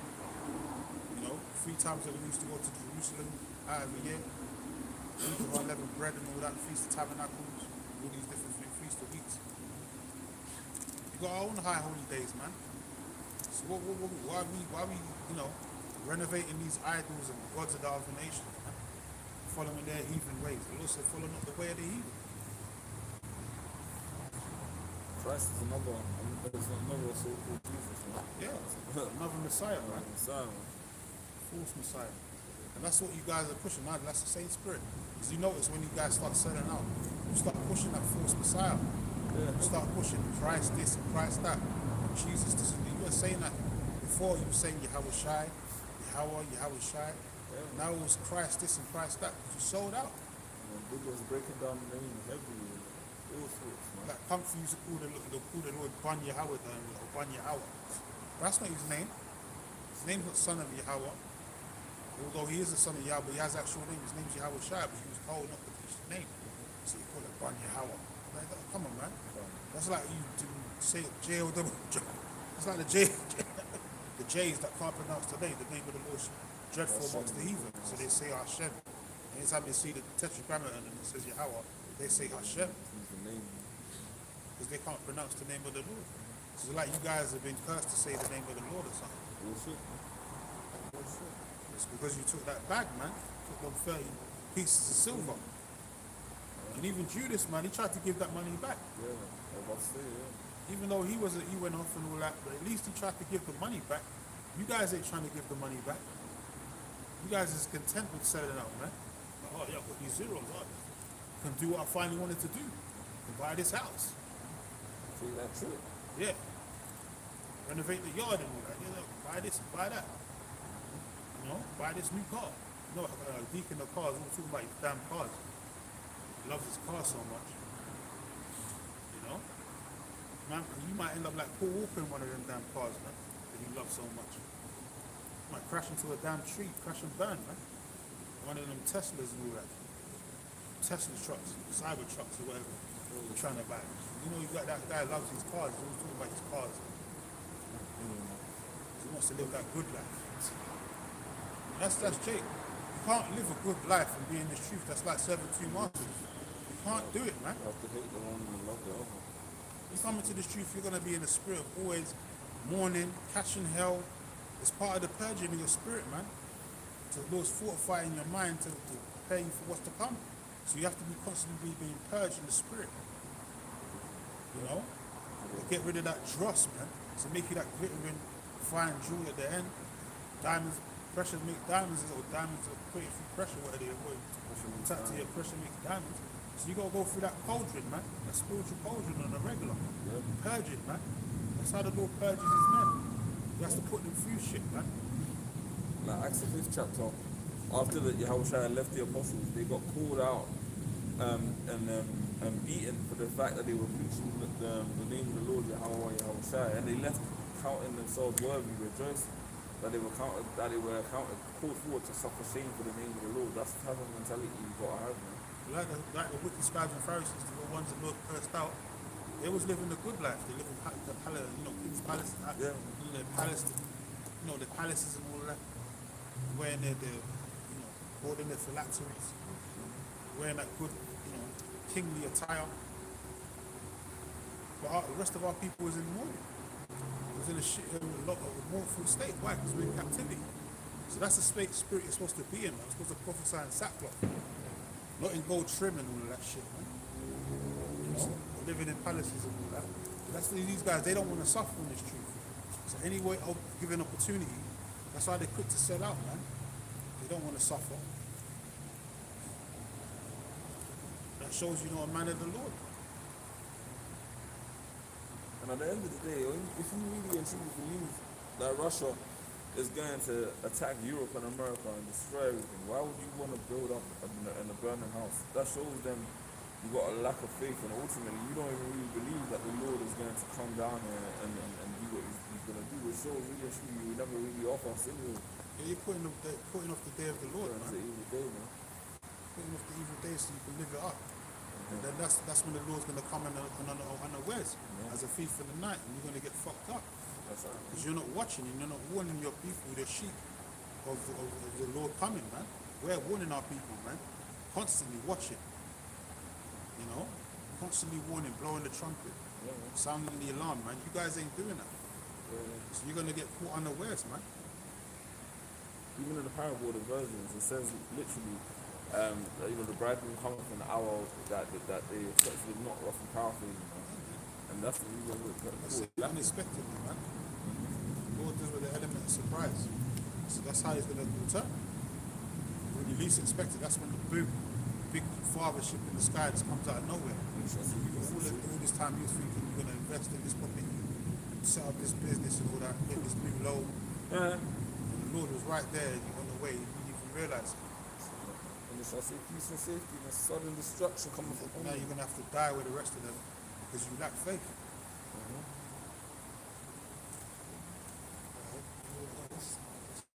It's Ecclesiasticus 5 and 7. Make no tarrying to turn to the Lord, and put not off from day to day, for suddenly shall the wrath of the Lord come forth, and in thy security thou shalt be destroyed and perish in the day of vengeance. In thy security, when you're just confined to you conform to the society, a spirit of conformity, spirit of being settled on your lease, your security. That's when the Lord's going to return, man. When you least expect it. He's going to catch you out there butt ass naked, man. You ain't going to have your garment on, spiritual garment. You know, he's going to catch you out there naked. And he's going to destroy you, man, because you weren't being a good servant, man. You didn't do what the Lord told you to do. You wanted to do your own thing. You know? And that's what a lot of these guys are doing. They don't realize that they're trying to, do their own forms of self-righteousness and all that. And they're deviating from what the Lord told us to do. Come out here and teach this gospel, man. They want to do their own thing, man. Set up their own little businesses and so on and so forth. The Lord told us not to do all that, man. He didn't say to do all that. The Lord just said go out there and prophesy and compel Israel to come in, tell them to repent. He didn't say to do all the extracurricular activity, all these gimmicks and all of that shit, man. I see the AI video the other day, the IUIC, that so-called the day of judgment of the Lord. I think they call it second Ezra or something like that. It's basically going into the day of the Lord Jacob's trouble, and the Lord coming in chariots and see Nathan with them big ass weapons and jumping out the chariot and shooting, doing all this madness, man. Yeah, but it just looked fucking stupid as hell, man. You guys are not serious, man. You guys ain't spiritual. The Lord ain't dealing with you. Like, you really think you're gonna be wearing a cowboy hat and some big body armor and all that, and then the Lord's gonna tell you, yeah, go and do this, and yes, I'll do it. Like, it's just buffoonery. Bare gimmicks, man. You guys are all about gimmicks. You're doing all that, and then come to the day, you guys ain't even gonna get no spiritual power. How about that? It's gonna be the ones you talk shit about the most, man. The ones that the most hated. You know? And we like being the most hated, the infamy of the nation of Israel. Because that's prophesied in the scriptures, man. The Lord said, blessed are you when you are most reviled amongst the people, man. Not blessed when men are reverencing you and talking good about you. Yeah. Those are the ones you need to be aware of, man. Be wary of. Those guys that are always getting praises from people, trying to get accolades and all that. Those are the ones you're supposed to be wary of, man, because they ain't right in the spirit. The ones you're supposed to be looking towards are the ones that's been hated the most, been talked about and hated the most. Like Captain Desire talking shit about the apostle to heart. He's not my effing apostle and all that.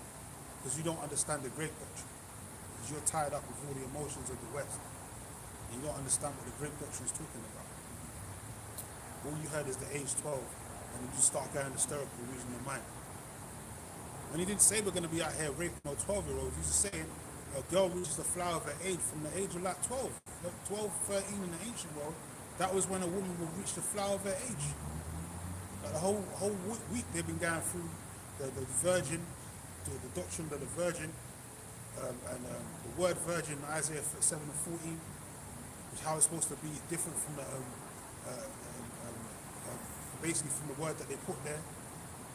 You know, it's talking about a young woman that's of marriageable age. You know, and a young woman don't necessarily have to be a virgin, man. But she could still be a young woman. And they broke it down, man. But then you have an actual virgin, Bafwala, which means an actual virgin, you know. You got Ilma, or Ilma, which means a young woman of marriageable age.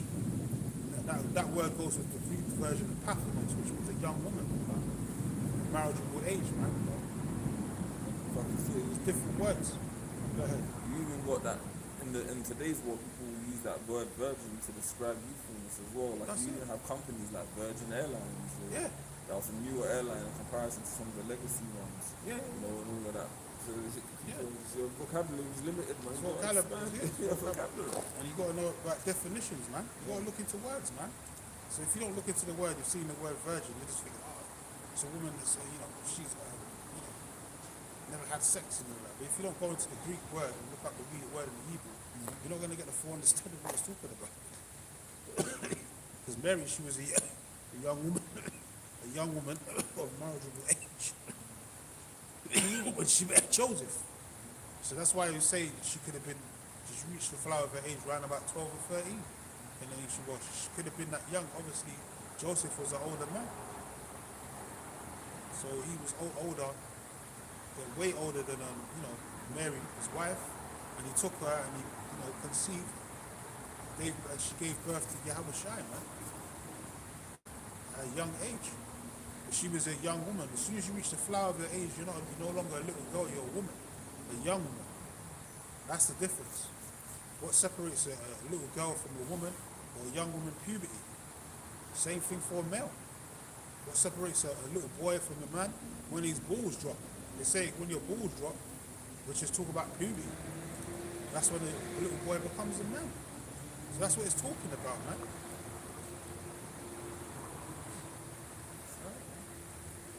And a young woman could be any woman from before her 20s, in her teens, so to speak, from the age of 12, 13 and upwards.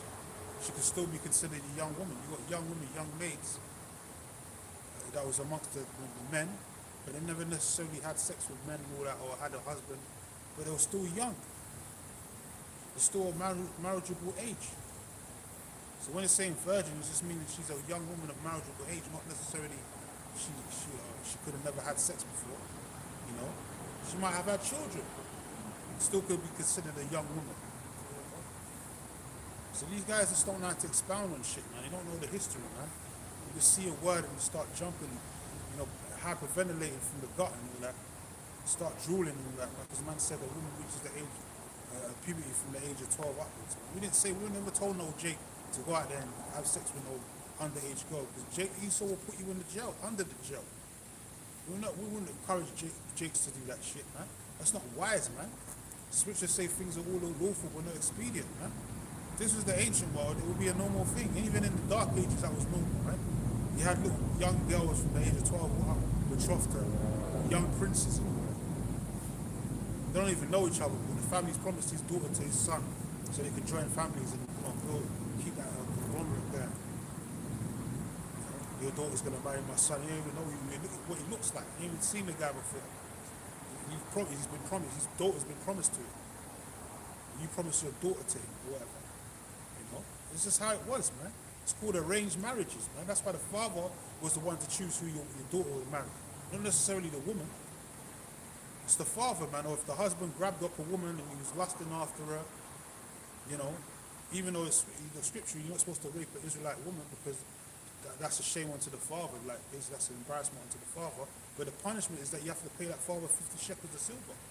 If you do. And you have to keep that woman for the rest of your life. You can't just get away with her. You can't put her away, basically. You out there and then you saw a damsel in distress and you was lusting after her, you was burning, so to speak, you couldn't hold it, and you just draped her up and all that. Yeah, you done all that, but now you got to have to deal with the judgment, man. You can't just, I'm going back to work. Going back to my day and that. Now you gotta make sure you got some money in the bank. Which 50 shekels of silver was a hell of a lot of money back then. You gotta have that dowry ready, go to the father and give it to him, apologize, give him the dowry, and tell him I'm gonna take your daughter off your hands and I'm gonna take care of her for the rest of my life. And she will be yours for the rest of your life. You can't put her away. Even if you get another wife. So that's expensive, man. Shit weren't cheap. So So that wasn't a thing that Jake would do, because you had to have money. But to the other nations, when we can do that, he grips them up. Tells you that when you grab up in war and all of that, when you see their women in war, shave off their heads, clip their nose, 30 days after a month, go in onto her, man, and pipe her, man. We can do that. We don't have to give 50 shekels for nothing, because they're heathens. They're our property. That's the difference, man. It's a grape is permissible. And that's how you conquer a nation. What was Conan's famous words, man? How do you conquer a nation? What did you say? By hearing the lamentation of their women. Yeah, that's it. Kill the men. Hear the lamentation of their women. I mean, you got to hit them women with them shots, man. Them body shots, man. You got to pipe them down. You got to humble them. That's it. That's it, man. And that's what we're going to be doing in the kingdom anyway. But we ain't going to need to break nothing. Because as we said, Israelite men are going to be the most desired men on the face of the planet. From a young man to older men. So women are going to be chasing down, literally chasing down to be with Jakes in the kingdom of heaven. They're going to, just to be in their presence, they're going to want to be around, man. Let alone be able to sleep with one Israelite man. If they get to sleep with an Israelite man, they basically got a blessing. That's an extra blessing. Just to be even in the Israelite man's presence in the kingdom of heaven, they're going to be all over the place. They won't be able to contain themselves. Women are going to be gushing and blushing and all like that. Because that's the Israelite man. We're the super nation, chosen people of the Lord. When they say tall, dark-skinned, and handsome, that's what they're talking about. Israelite man. We're the most desired. Yeah, so yeah, man, you got to learn your words, man. So Captain Tazariak, he's getting an emotional. That's what's holding him back. A lot of you guys, the reason why you can't get the full understanding of the truth, because you guys are full of emotions. The scriptures is not about how you interpret it, man. The scriptures is not of any private interpretations. So it's not about how you feel. It's what's written and what the Lord told you to say. It doesn't matter how you feel about it, man. Like a man told you, look, you're a bishop and your daughter's a whore, she gets found out to be a whore, you got to burn her at the stake. The man doesn't want to hear that. A real man in his mind doesn't really want to burn his daughter alive. You got to put flames, you got to put gasoline on her, burn her. You don't want to see your daughter get burnt alive. But that's the judgment in the scriptures, man. If your daughter gets found out to be a harlot and you're a bishop, man, in the Lord's congregation, you got to burn that bitch alive, man. You got to burn her at the stake. You don't really want to do that. In front of everyone, publicly as well. You don't really want to put yourself through that trauma, man. But you have to do it. It's the judgment of the Lord, man. So certain things that sound harsh in the scriptures, but if it's what the Lord said, it's what the Lord said, man. Fuck your feelings, man. Exactly, man. It's the same thing even with the stubborn and rebellious son. Yeah. You don't want to see it get stoned, but because the scriptures say Yeah, you was mentioned that Joshua's two sons. Yeah, Joshua's two sons. Wicked as all hell, man. Yeah, come. Yeah, man. Even It was part of that royal land. yeah, come. They still had to die. They still have to die, man. Even this daughter wasn't wicked. You had the judge that said to the Lord, go ahead. I'll give you up the first person that comes out of my house and let Israel win this war. Yo, and then man's daughter come out, she was a virgin. Who came out? His daughter was a virgin. She didn't even know what a man was. She didn't even felt a man before. She died a virgin. That's a curse, man. That ain't a blessing. And on top of that, you're gonna have to watch her die. You know, it's not like she's a whore. She's a fucking virgin, bro. She ain't even done nothing wrong. And you got to burn this bitch alive now. The oath that die. I think you got to be careful. Yeah, you got to speak. Yeah, powers in the life and death in the power of the tongue. When you make an oath to the Lord, you got to keep it, man. That's why a lot of these guys, they're gonna get, they're going to Alazar, man. He put his foot in his mouth for a lot of the time. And now look at him, man. He's just out there in the world, lost, waiting for a nuke, man. You already know he's gonna take the chip. And after that, he's gonna get hit with the nukes. He's done. He's toast, man. But that's what you got to be careful. Look, man, the man had to burn or kill his daughter, and she was a virgin. She didn't even felt a man before, man. She didn't do nothing wrong, but because he opened his mouth and did something and said he was going to do something to please the Lord, he had to do it. He couldn't turn back when he go back on his word. So you have to actually kill his daughter, man. You know? Oh, can you imagine? So that's why that's why we're not under the law. Because if we're under the law, a lot of us will be dead, man. 'Cause if you break one law, you break them all. That's why we got the term of, we got the grace. We got the grace period, and then ultimately, this is why we're going to be delivered through faith. Because if we're going to be delivered through the law, a lot of us ain't going to make it, man. Because we can't keep the law 100% in this society anyway. We're in hell. We're in that captivity. Esau's fucked everything up, man. Put swine and everything. We can't manage ourselves in the society on that level. We can't keep the laws 100%. The land silence and all that. We don't even own no farmland, man. Esau got all kinds of cattle that's been mauled and disfigured and all fucked up down through times of type of trauma, and he puts it in a shopping basket in a supermarket for you to buy, man, for you to eat. We don't control the food administration and all that, man. They control the food and drug administration. They're putting drugs in the food. We don't control that. We're in captivity, man. So we can only do the best we can do. Rehearse the righteous acts. That means practice. And practice makes perfect. It's a foreshadowing of things to come. In the kingdom, we're going to have everything on lock. Why? Because we're going to be ruling. So we're going to own the farmland. We're going to own the animals that's on it. We're going to be able to manage the animals properly and know that this animal's lawful to eat and all that. We're going to be, mismanaging the earth, mismanaging the livestock and all of that. Everything's going to be in its order. And our women are going to be in order too. You know? So we got to wait till the kingdom, man. You guys are jumping the barrier, man. You got to hold on, man. But first and foremost, we're not going to be saved by the law. This is not going to be. You're not going to be delivered by you keeping 100% of the law, man. Like the wicked scribes and Pharisees, they knew the law, but they wasn't delivered. The Lord said they were going to die in their sins. Why? They kept the law, though. But they didn't have faith in Yahweh Shai. So that's the difference. You have to have faith in Yahweh Shai. He's the Savior. He is the law, incarnated in the flesh. Really, when you want to get technical. Because he was a man that never committed sin. And he came on the earth as Yahweh Shai. He is the Word, man, incarnated. He's been there since the beginning. So we're supposed to have faith in him. Not faith in the law. You guys were the law. But then at the same time, you got guys got lineups and dreadlocks in your cap. After you got dreadlocks down to the fucking your butt cheeks and like looking like Dan Winning. Lineups and shit, super lineups. What the hell are you talking about? You just broke one law there. One or two laws.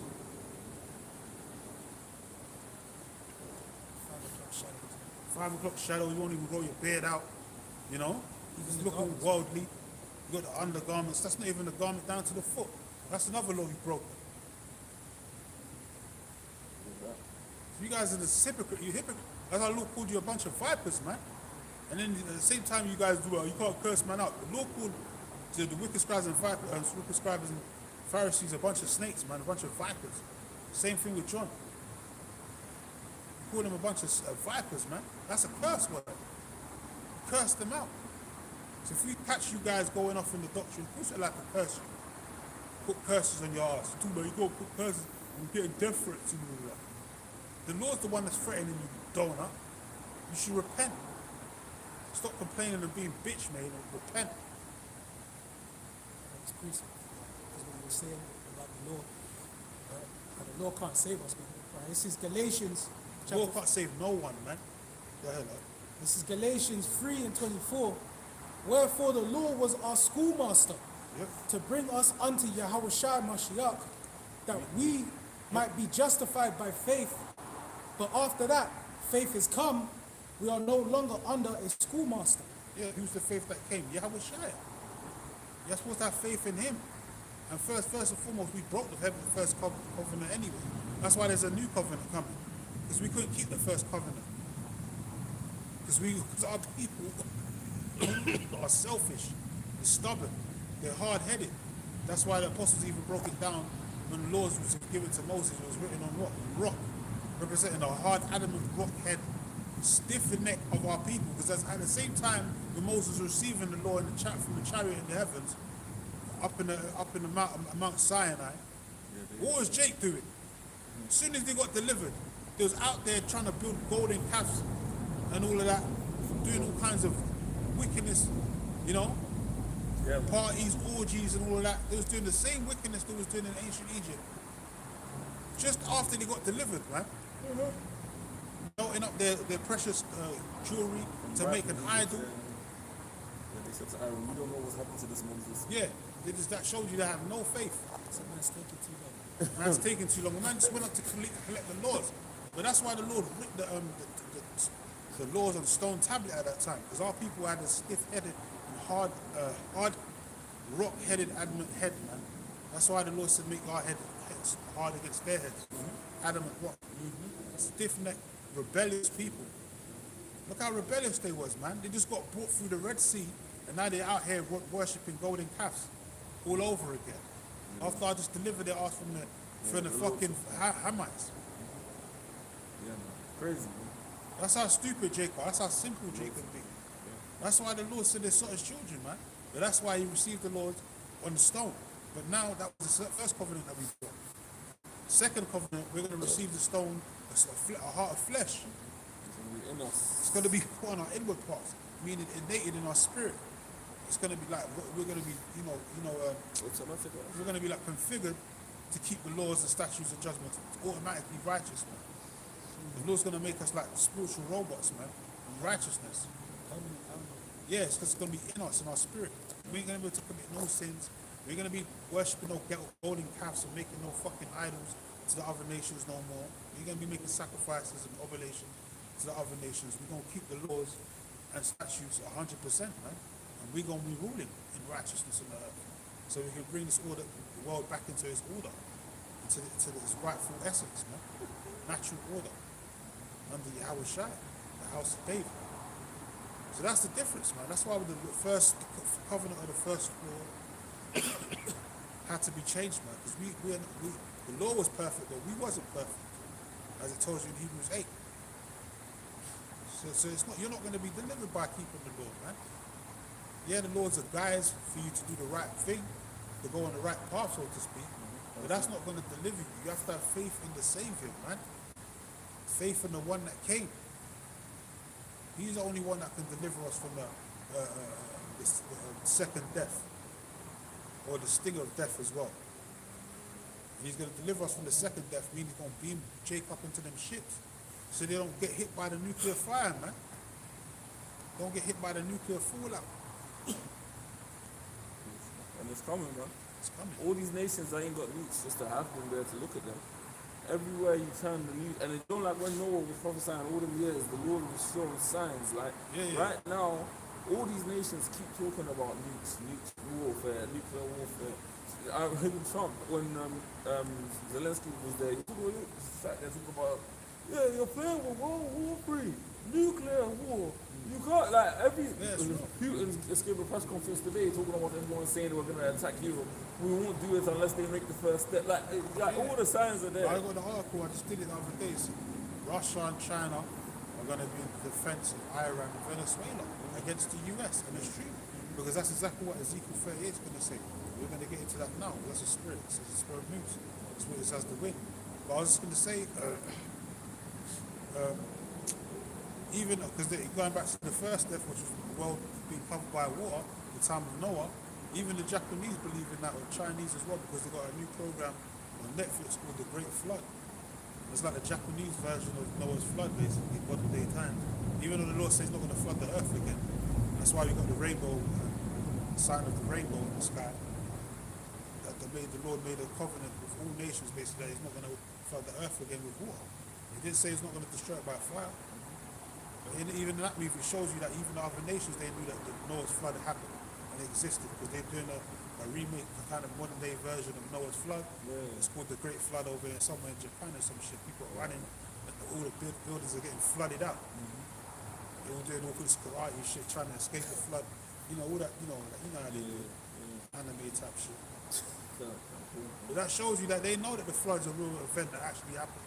Yeah. Even in the Chinese fucking alphabet, they got the number 8 as a boat, an ark or whatever, showing you that the number 8 represents Noah and his 8 8 people that survived the flood. They know the history, man. And they're going to know the history again, that the children of Israel are going to be delivered from the land of the north, which is modern day America, Babylon the Great. So go to Ezekiel 38, because Putin and China, they're in the same conglomerate, man. They're part of the BRIC nations. You've got Brazil, Russia, India, China, South Africa. Then you've got BRICS Plus, which includes the UAE, includes Iran, which is modern day Persia, or the ancient Persians, modern day Iran, Ethiopia, Egypt. So that's the prophecy is being fulfilled, man. Yes, Go ahead. This is Ezekiel chapter 38, 1. And the word of the Lord, Yahweh Ba'asham Yahweh Shai, came unto me, saying, Son of man, set thy face against Gog, the land of Magog, the chief prince of Meshech and Tubal. Yes, so Gog and Magog is the same person, same place. Gog just means modern day Russians, the land Magog, meaning from Gog, so it's the same place. And it says the chief prince, which that's the actual name of Russia today. Ra'ash Shah, which is chief prince in the ancient Hebrew, man. So they're the chief princes, Russia, of the modern day Gog and Magog, or the Medes today, which is modern day Russia. That's who Tsar Putin is ruling his residency right now.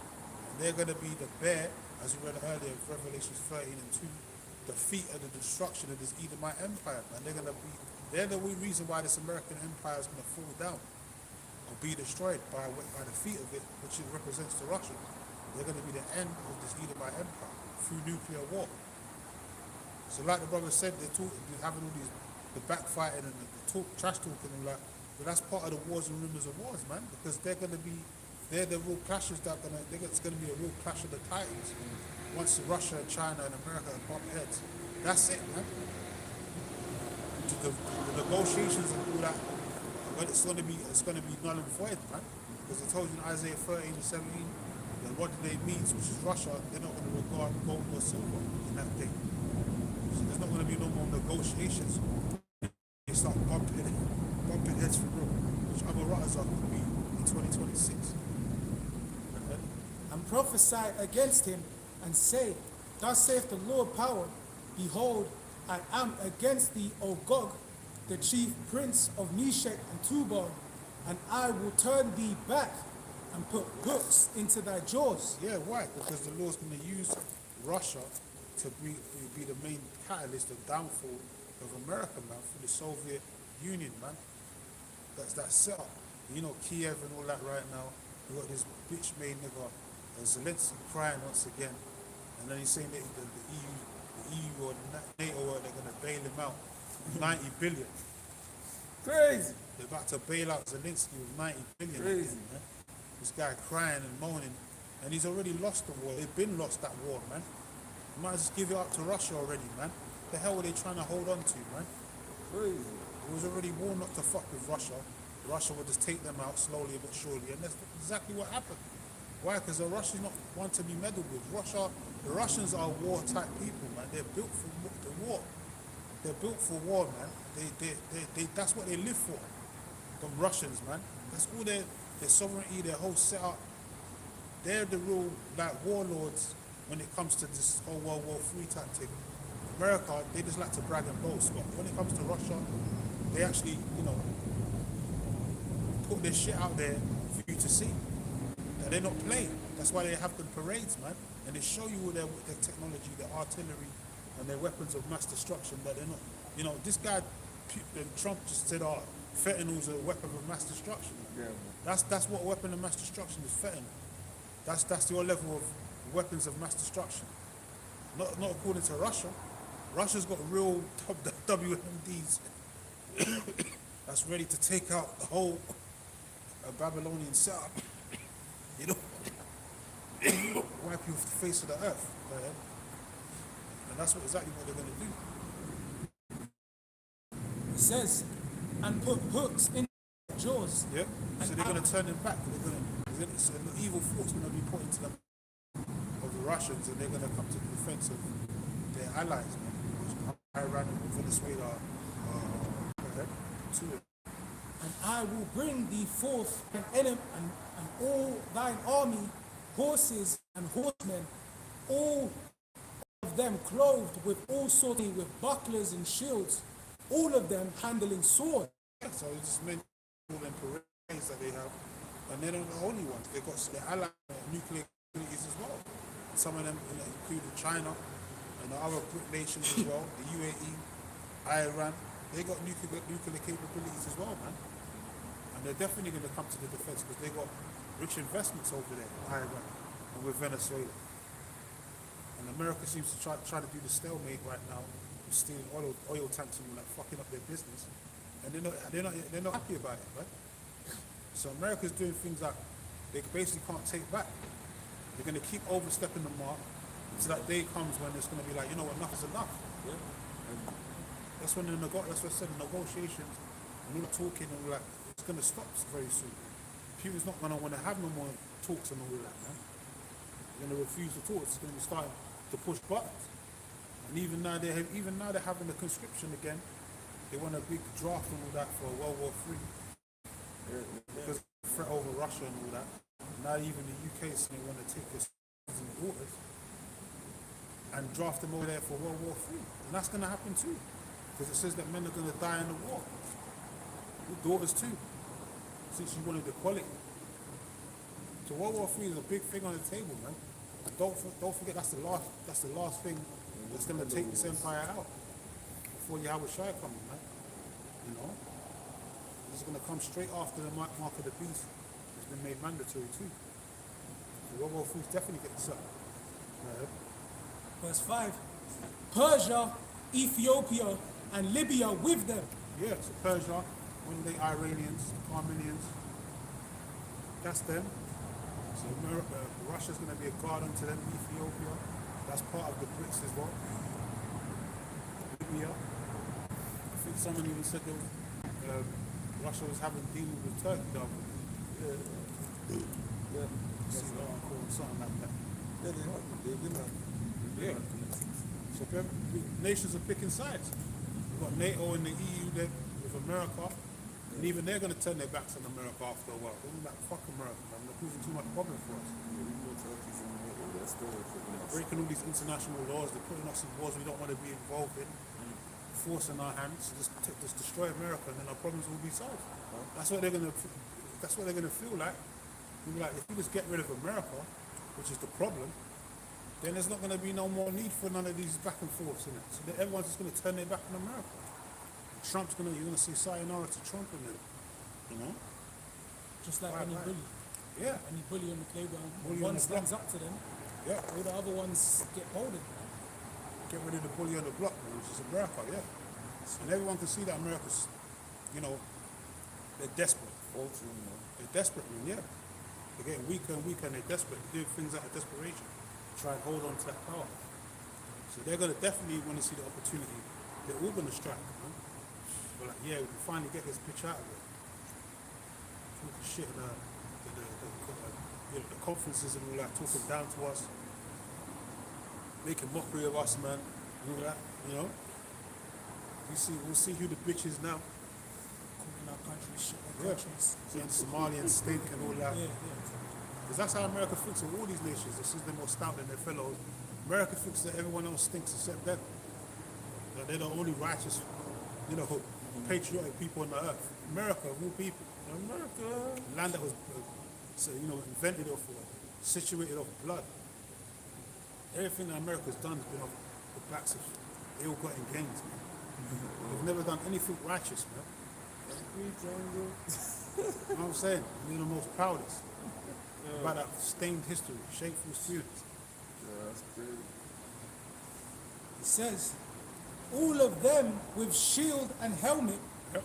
Gomer and all his bands, the house of Togarmah of the north quarters, and all his bands, and many people with them. Yes, all the nations are going to be banded with Russia. They're going to be there on their side, man. That's like the modern day version of NATO with Russia, you know, their version, which is the BRICS Plus, you know. So there's going to be the BRICS Plus v NATO and the EU and America, and then eventually it's going to be all of the nations against America to get them the fuck out of there. So America on the lose-lose, man. Yeah, man. It's not a straight losing streak, man. There's nothing Trump can do or say to make America. He can make all the comedy sketches and all that he wants. Talk all the buffoonery and all that he wants, man. But they're even setting up wars against their own citizens, man. That's what America's doing. That's how dysfunctional America is. Yeah, that's They even, there's even wars in the homeland, man. They're starting infights in the homeland. They're warring with their own citizens, declared war on their own citizens with the National Guard. So America is just like untrustworthy, man. You can't trust Americans. No one trusts Americans, man. Americans are laughing stock of the whole earth. At one time, there was the most fear, most reverence and all that. Everyone wanted to aspire to be like America. They wandered after the beast and all of that. Everyone wanted to be like Babylon. But now everyone despises America, man. Everyone hates America. I've seen it for what it is, man. It's just a fucking war. It's a harlot. It's been used and abused, man, to make money. The only reason why they're going to be crying and upset is because they ain't going to be able to make money no more. It's Revelations 18. They're going to be crying because once America gets destroyed, they're going to be astonished at the same fact that that great city where we made all our, income and all that from, can't make that money no more. Now they have to come to the rule. They have to come to us, Israel, because we're the ones that's going to be on top. And they ain't going to have no wealth in the beginning anyway, because they're all going into slavery. But after 1,000 years, the other nations, they're going to have their little setups. They're going to be perpetual slaves anyway, and they're going to have to be perpetual, paying perpetual tributary taxes to us. Just like Esau has to tax our asses and all that, we're going to be taxing the other nations too. Yeah, 100%. So they're going to have their own little setups and all that. And they're going to be reverencing our power, which is Yahweh Hashem Yahushai, and Him only, and they're going to be paying their tributes, man. The sister says that things will be our nursing fathers and their queens, our nursing mothers. They're going to come and pay reverence and give the best of their substance. The same way Solomon had servants going over to the Americas then to bring back wood and that for his temple. We're going to be getting the best spices from Elam. All that Ishmael, all India and all that, you get all them spices and all that. We're going to get all of that. We're going to get the best of the best, including their women and all of that, man. And servants too. We're going to have the best of everything, man. We're not going to be lacking in no sector on this earth. And then on top of that, we're going to rule this earth. We're going to go back into managing this earth in the right righteousness, and then we're going to traverse the universe and do the same thing up there. In our Father's house, man. Many mansions, man. So we're going to rule this galaxy, man. The whole universe in righteousness. So. Yeah, it starts back in the Holy Land, in the land of Jerusalem. The scripture says these nations, they're going to come towards us with their face bending towards the earth. Yeah. They're going to be bowing before us. Because we're going to be the sovereigns. We're going to share nothing with these nations, man. Ain't going to be no equality. All these nations are going to come in bowing, man. And that includes Esau, Edom too. So you slave-minded niggas need to get that shit out of your mind, thinking that we're going to share the kingdom with some Edomites, man. For what? We don't need Esau to rule, man. That's what Jake's scared of, ruling without Esau. That's that slave mentality. You don't want to rule without your master being there. Why? Stop it. Yeah, man. You need to get that shit out of your mind, man. We broken the chains off our mind. Talks about the yokes of bondage and all that on our mind. That's the part of the yokes, man. You need to break that shit off your mind, man. Get away from those so-called white man being your provider and your master and all of that, because he's not going to rule for too much longer. We're going to be telling him what to do, where to go, when to sleep, how to sleep, when to wake up, when to take breaks, even if they even get one. You know what I'm saying? We're going to be telling them what to do. They're going to be taking orders. We're going to be delegating them. Jake don't want to rule that. Jake don't want to have that. Jake want to talk about I'm a boss and all that.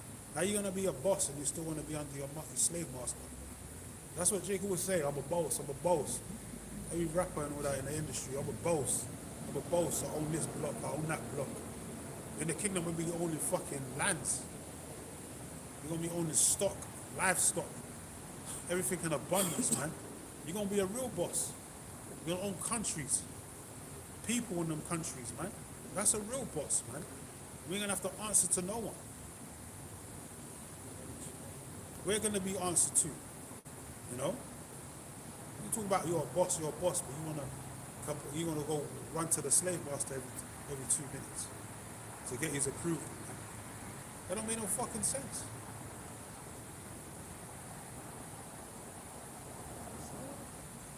Jake thinks small time, man. They use the right words, but really they're thinking of a small, low IQ. Yeah, it's the right mindset to be a boss, and you want to have power, but in righteousness though, not in wickedness. Not being a drug lord and all that.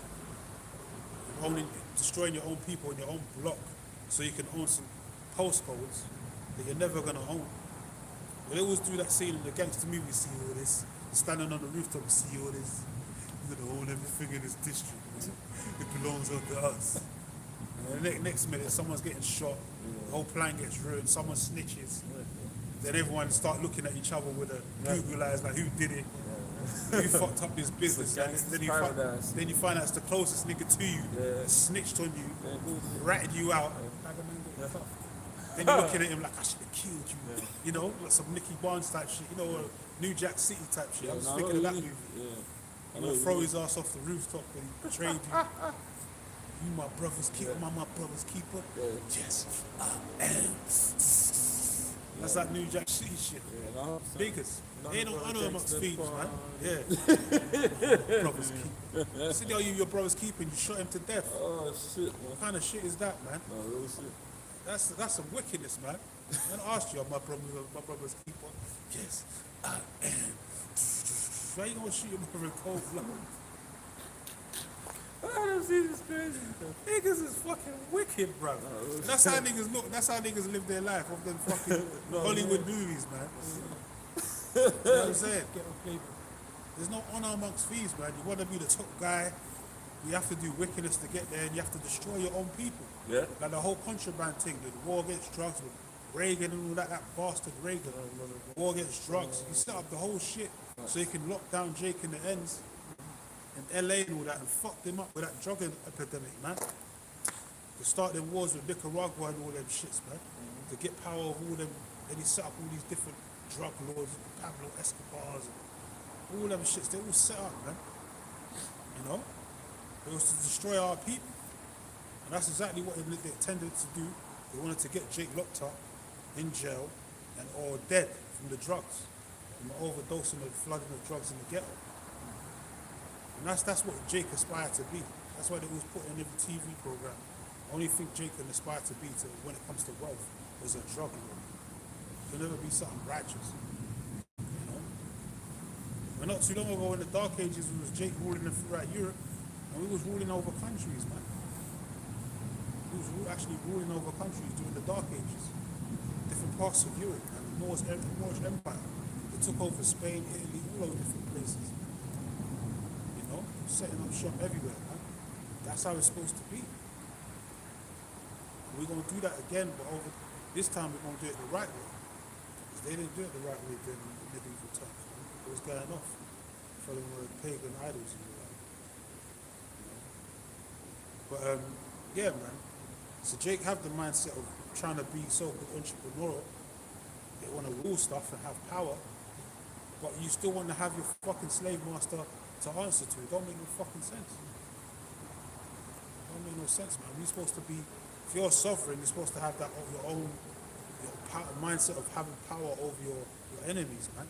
That's a real sovereign. Like King David. He was a real sovereign, man. Yeah, he was dealing with Edomite women and all that, but he was killing them Edomites on a regular. He had wars against the Edomites and all the other nations, even though he was dealing with their women. He didn't care. They were natural born enemies. So he dealt with them as such. And he still, and that's what a righteous king would do. Not like Saul, disobey the Lord's commandment. You know, and did do what he was told to do. But anyway, going back to that topic here, go ahead. This is verse 7. Yeah. Be thou prepared, and prepare for thyself thou and all thy company that are assembled unto thee, and be thou a guard unto them. So we just read it, the article, I got the, on my phone, if you see the still, it says Russia and China are going to be guards, basically, in a nutshell, they're going to be in defense of Iran and Venezuela against the US. That's what the headline reads. Why is that? Because it says in Ezekiel 38, what the brother just read, verse 7, that they're going to be a guard, Russia's going to be a guard until all the neighboring nations are right about. And business, and the ones that they have business investments with, which is Venezuela. And China has investments there as well. That's why they're going to come to the defense. So this is, that's why we say if you're a true watchman, you're going to live by the words of prophecy, man. That's what a prophet does. You have a sure word of prophecy. You're not wish-washy with it. It's not a maybe situation, or you're not doubtful. You're assured that whatever the Lord said was going to happen is going to happen. And when it happened, when you see the breaking news in the headlines, that even certifies what we've been saying all along, even more. That it's coming to pass, man. You can say that it's coming to pass very soon, because that's the headline reading right now, and that's this prophecy in Ezekiel 38 getting ready to happen. So we ain't got too much time longer on this in this empire, man. This place on its way out, it's on its last legs. If you can see it, if you got the spiritual eyes to see it, and you're measuring the time, you can see it. But if you're still, in that zombie state, sleep paralysis from the neck up, and you're not spiritually watching, then you're not gonna know these things. You're just gonna be waiting for the next bread and circuses, man. Next AJ fight. That's what it is. You just get amused, or you get distracted by amusement. That's it, man. But if you got get Jeremiah 50 and start from verse 3. Jeremiah 50. Yeah. 53. This is Jeremiah. This is Jeremiah chapter 50 and verse 3. It says, "For out of the north there cometh up a nation against her." Out of the north is talking about where? Russia. Out of the north come up with a nation against who? Babylon the Great, aka America, to destroy that bitch. Go ahead. "Which shall make her land desolate, and none shall dwell therein." Yeah, and this is talking about the virgin daughter of Babylon, not ancient Babylon, because that's not how ancient Babylon was taken out. Ancient Babylon was taken out by surgical strike. Darius and them, when they took it to the temple, so on and so forth, was taken out surgically. But this war is going to be by way of weapons of mass destruction, WMDs as they call it, or weapons of the Lord in the nation, the waste that was created to destroy, to make the whole land desolate, meaning there's not going to be any remaining soul on the face of America after the nuclear destruction. They've got this new program in season 2 called Fallout on Prime. It's basically called Fallout because of the nuclear fallout after the destruction. People still coming back to out of the woodwork, so to speak, trying to create something of life after the nuclear destruction. Fallout 2 coming out from the bomb shelters. There ain't gonna be none of that. Anyone that's in a bomb shelter in America, you're basically gonna get buried alive. He's gonna die in them shelters. Yeah, the guy comes out with a missing nose and all that. His nose got burnt off. His family got killed. Nuclear destruction. Half the probably people are walking around blind because of the blast, the light, and all that. They're supposed to look at the light. So the fallout, it's basically whoever is left in the cities of America are able to survive. No one's going to survive no nuclear attack in America, man. Once those missiles hit America, man, anyone that's left on the shores of America that's not part of the laws elected in those chariots, man, you're done. You're going to die on that land. You're going to become part of that earth all over again. Ain't going to be no aftermath after that. Ain't going to be no post-apocalypse after that in America, man. You're going to have to come back in a reincarnation. that even means 2/3 of Jake. With the other nations, they're going to die of a nuclear waste, nuclear fire too. And they're going to have to come back in the reincarnation. You know?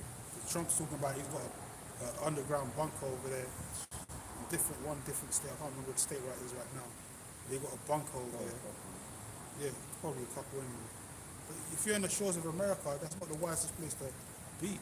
You know, any bunker, because you're gonna die in them bunkers, man. You're gonna bury yourself alive. Coffin. Yeah, iron metal coffin, man. You ain't able to get out of that bitch. Because if you do, the radiation alone will kill you. As soon as you breathe the air, you're gonna just drop dead. You can't drink the water because it talks about wormwood. You know, everything's gonna be poisonous. Radiation, like nuclear. What's it called? Nuclear winter. And then the animals are going to come out. That's the only things that's going to be around and to be able to survive and live in the land of America is those animals, man. The cockroach has more a livelihood of survival than an actual human being surviving in a nuclear holocaust, nuclear blast, so to speak. Even though if that doesn't happen, whatever. But the point is, like the brother said, the land's going to be made desolate, it's going to be destroyed. Okay? It says, and none shall dwell therein. It says none shall dwell therein. You said it. Go ahead. They shall remove, they shall depart, both man and beast. Oh, man and beast. There's nothing's going to dwell there. So after a while, once the smoke is cleared, then animals like vultures and scavengers, they're going to come and start to reside in those lands. It says dragons in the empty dens and all that, like it says in Isaiah 30. Serpents and all these different dolphin creatures, devils. Go ahead. It says, in those days and in that time, saith the Lord, the children of Israel shall come, they and the children of Judah together, going and weeping. They shall go and seek the Lord, Yahweh Ba'ashem Yahushai, their power. And that's happening now. The elect's waking up. You know, and only the elect are going to be delivered in these last days. 2/3 that are blinded, they're going to be destroyed. Those that take the mark of the beast, they're going to be dancing and partaking in that lake of fire. They shall ask the way to Zion with their faces thitherward, saying, come and let us join ourselves to the Lord in a perpetual covenant, that they shall not be forgotten. My people have been lost sheep. Their shepherds have caused them to go astray. They have turned them away on the mountains. They have gone from mountain to hill. They have forgotten their resting place. There's a lot of false prophets out there teaching our people, leading the flock astray. We gave them some of them names. And if they don't repent, they're going to be destroyed too. Go ahead. All that found them have devoured them, and their adversaries said, we offend not, because they have sinned against the Lord, and habitation. It says, we have sinned against the Lord, the habitation of justice, even the Lord, the hope of their fathers. Remove out of the midst of Babylon, and go forth out of the land of the Chaldeans, and be as the he-goats before the flocks. For lo, I will raise and cause to come up against Babylon an assembly of great nations. An assembly of great nations. From the north country. That's the Russia and China and all these other nations, BRICS plus, against the assembly of great nations against who? Babylon the Great, aka America. A great assembly, man. So it's not just going to be a Russia, it's going to be their conglomerates too, the ones that are allied with it. And then as I said, you got NATO that's supposed to be aligned with Russia, America, but even they're going to turn their backs on America after a while. Everyone's going to shoot missiles, warheads on America. So America's free, America's fucked, go ahead. The army that's going to come out of the north is talking about Russia, go ahead. And they shall set themselves in array against her, from thence shall she be taken. Yeah, how are they going to set themselves in array? Going and setting up their warships, setting up their submarines and all that. They got, water-guided missiles, heat-seeking missiles. They got the supersonic missiles, and they got the ICBM wasters to destroy it. They're all been situated by different parts of the earth. That's why Russia sent their ships over there, their warships over there to where? Venezuela. To to get them arrows arrayed, to get ready to array and shoot them at Babylon the Great, man. So it's easy access, basically. We're listening to that Cuban Missile Crisis. Cuban Missile Crisis, same shit. So they're getting situated, man. Them and their allies, that's why they're always having them different drills in the different seas and all that. 'Cause it's basically war tactics. Their arrows, Strategies. Yeah. their arrows shall be as of a mighty expert man. None shall return in vain. So what's the arrows talking about? It's not talking about actual arrow with an archer, like Robin Hood and all that. It's talking about an ICBM missiles that's coming out of the silos, man. Come up out of the Gulf, the belly.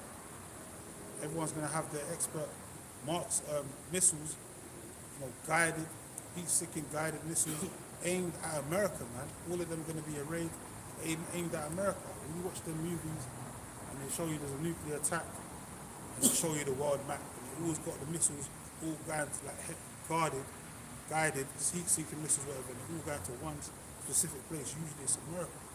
And America's trying to find their best way to stop it from happening. They're trying to phone different countries and do all this talking and, trying to calm leaders down, tell them don't shoot or we're going to have to retaliate and all of that.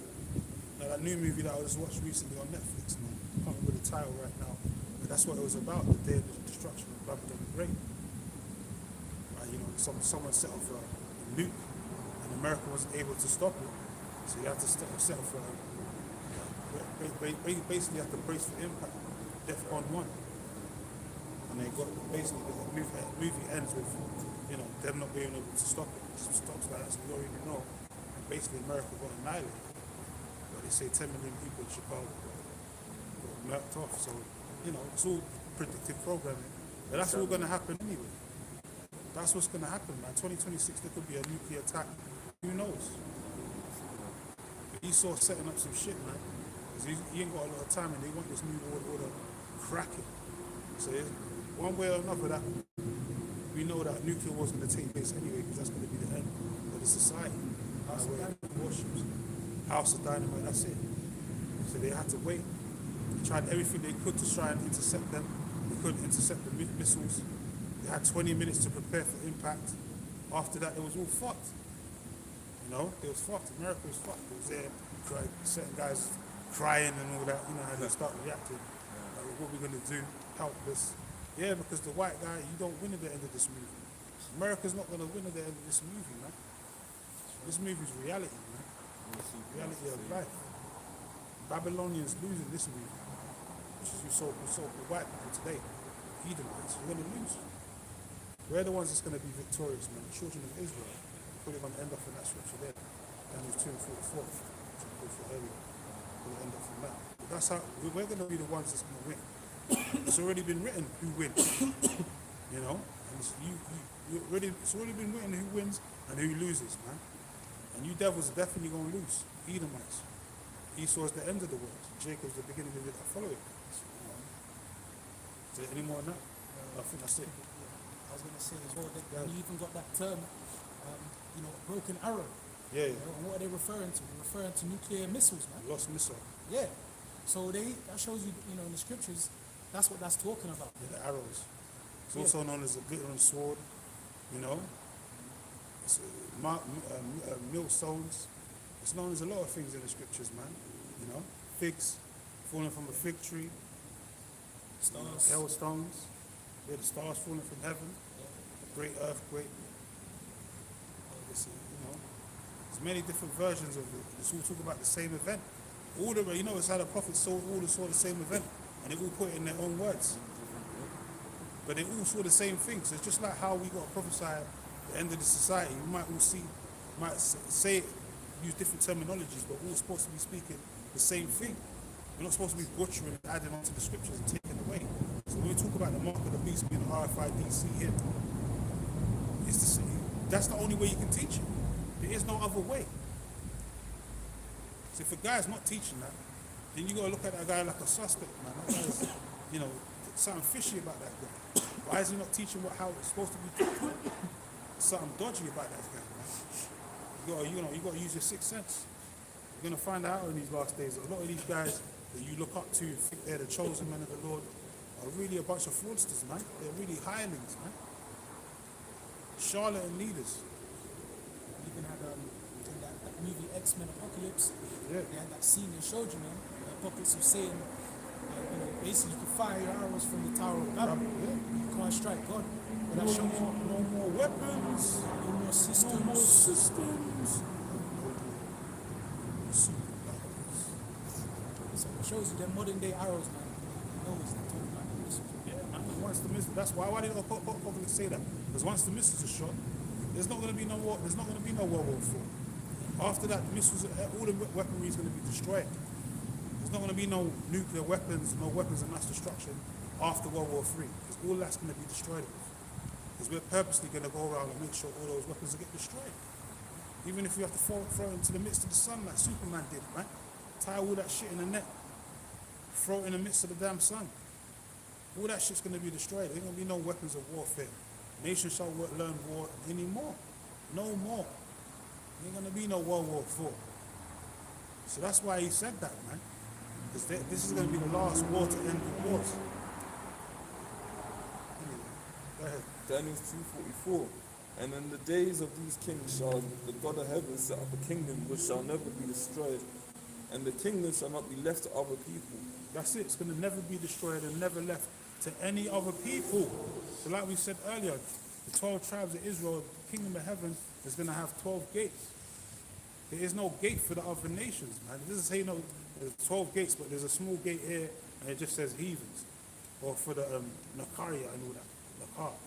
For the strangers. Yeah, no. There's not going to be no gate for the heathen, man. Gawaiam, which means nations. There's not going to be no gate for them. They're going into slavery. So the Lord said, read that again.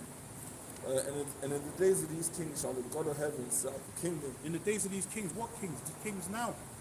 The kings of Babylon the Great. Doesn't Nero call himself a king? King of Babylon? The cruel lord?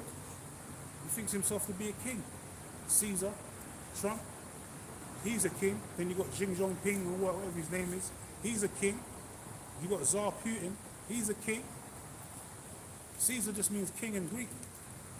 Tsar, same thing. It means king. Kaiser means king in German. Tsar means king in Russian. Caesar, king in Greek. The same word. Different languages. They're all kings, man. It said in the days of these kings. Go ahead. Which shall never be destroyed. Oh, ain't the Britain, what's it, ain't King Charles? King Charles, It's yeah. not Prime Minister Charles the King third, it's King Charles the third. Okay.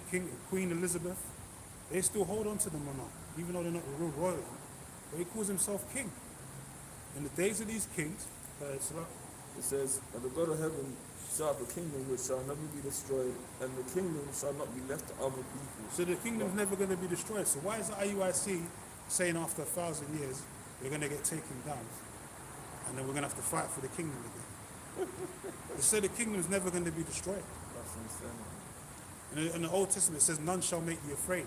We're not going to be in fear of any nation coming up against us. Why? Because we're going to be the superpowers on the earth. So what the hell are you talking about, man? Where did you get that breakdown from? Made it up. That's what I'm saying. You got to be wary. It says to be more wary of them with the circumcision, man.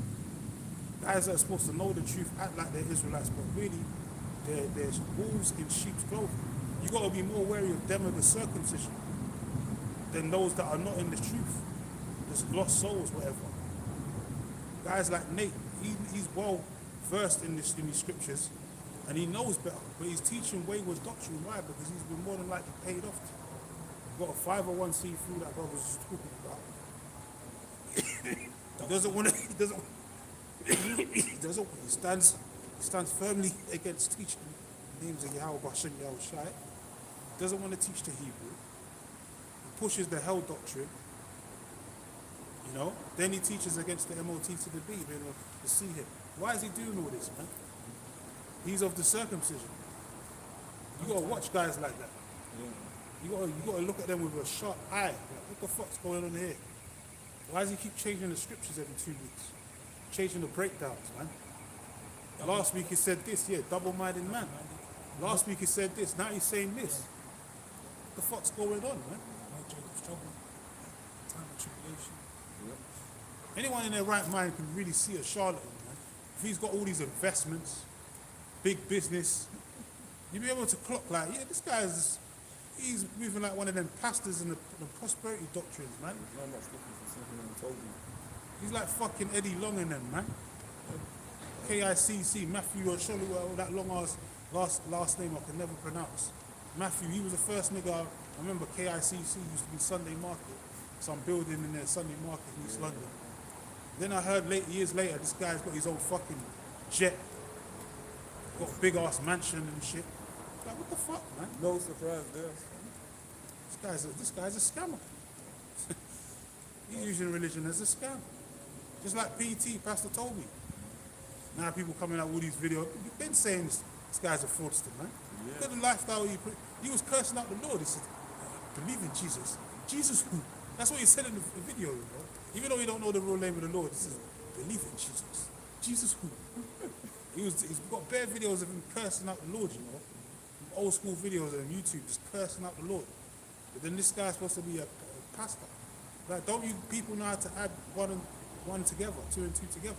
Are you that fucking daft? So that's actually a stupid question. Because a lot of our people are straight up zombies, man. You see the lifestyle and you think that's a man of the Lord. That's not a man of the Lord, that's a demon. The guy said you got to worship Satan for 3 years. What? He's got bare videos of talking shit. He's saying the Lord never delivered me. Believe in who? Jesus who? But this guy's acting like he's a man of the Lord. A PT. The guy's a demon worshipper, man. He's a devil worshipper. Set up by the fucking government. That's why they won't take him down. You know, they arrested some guys.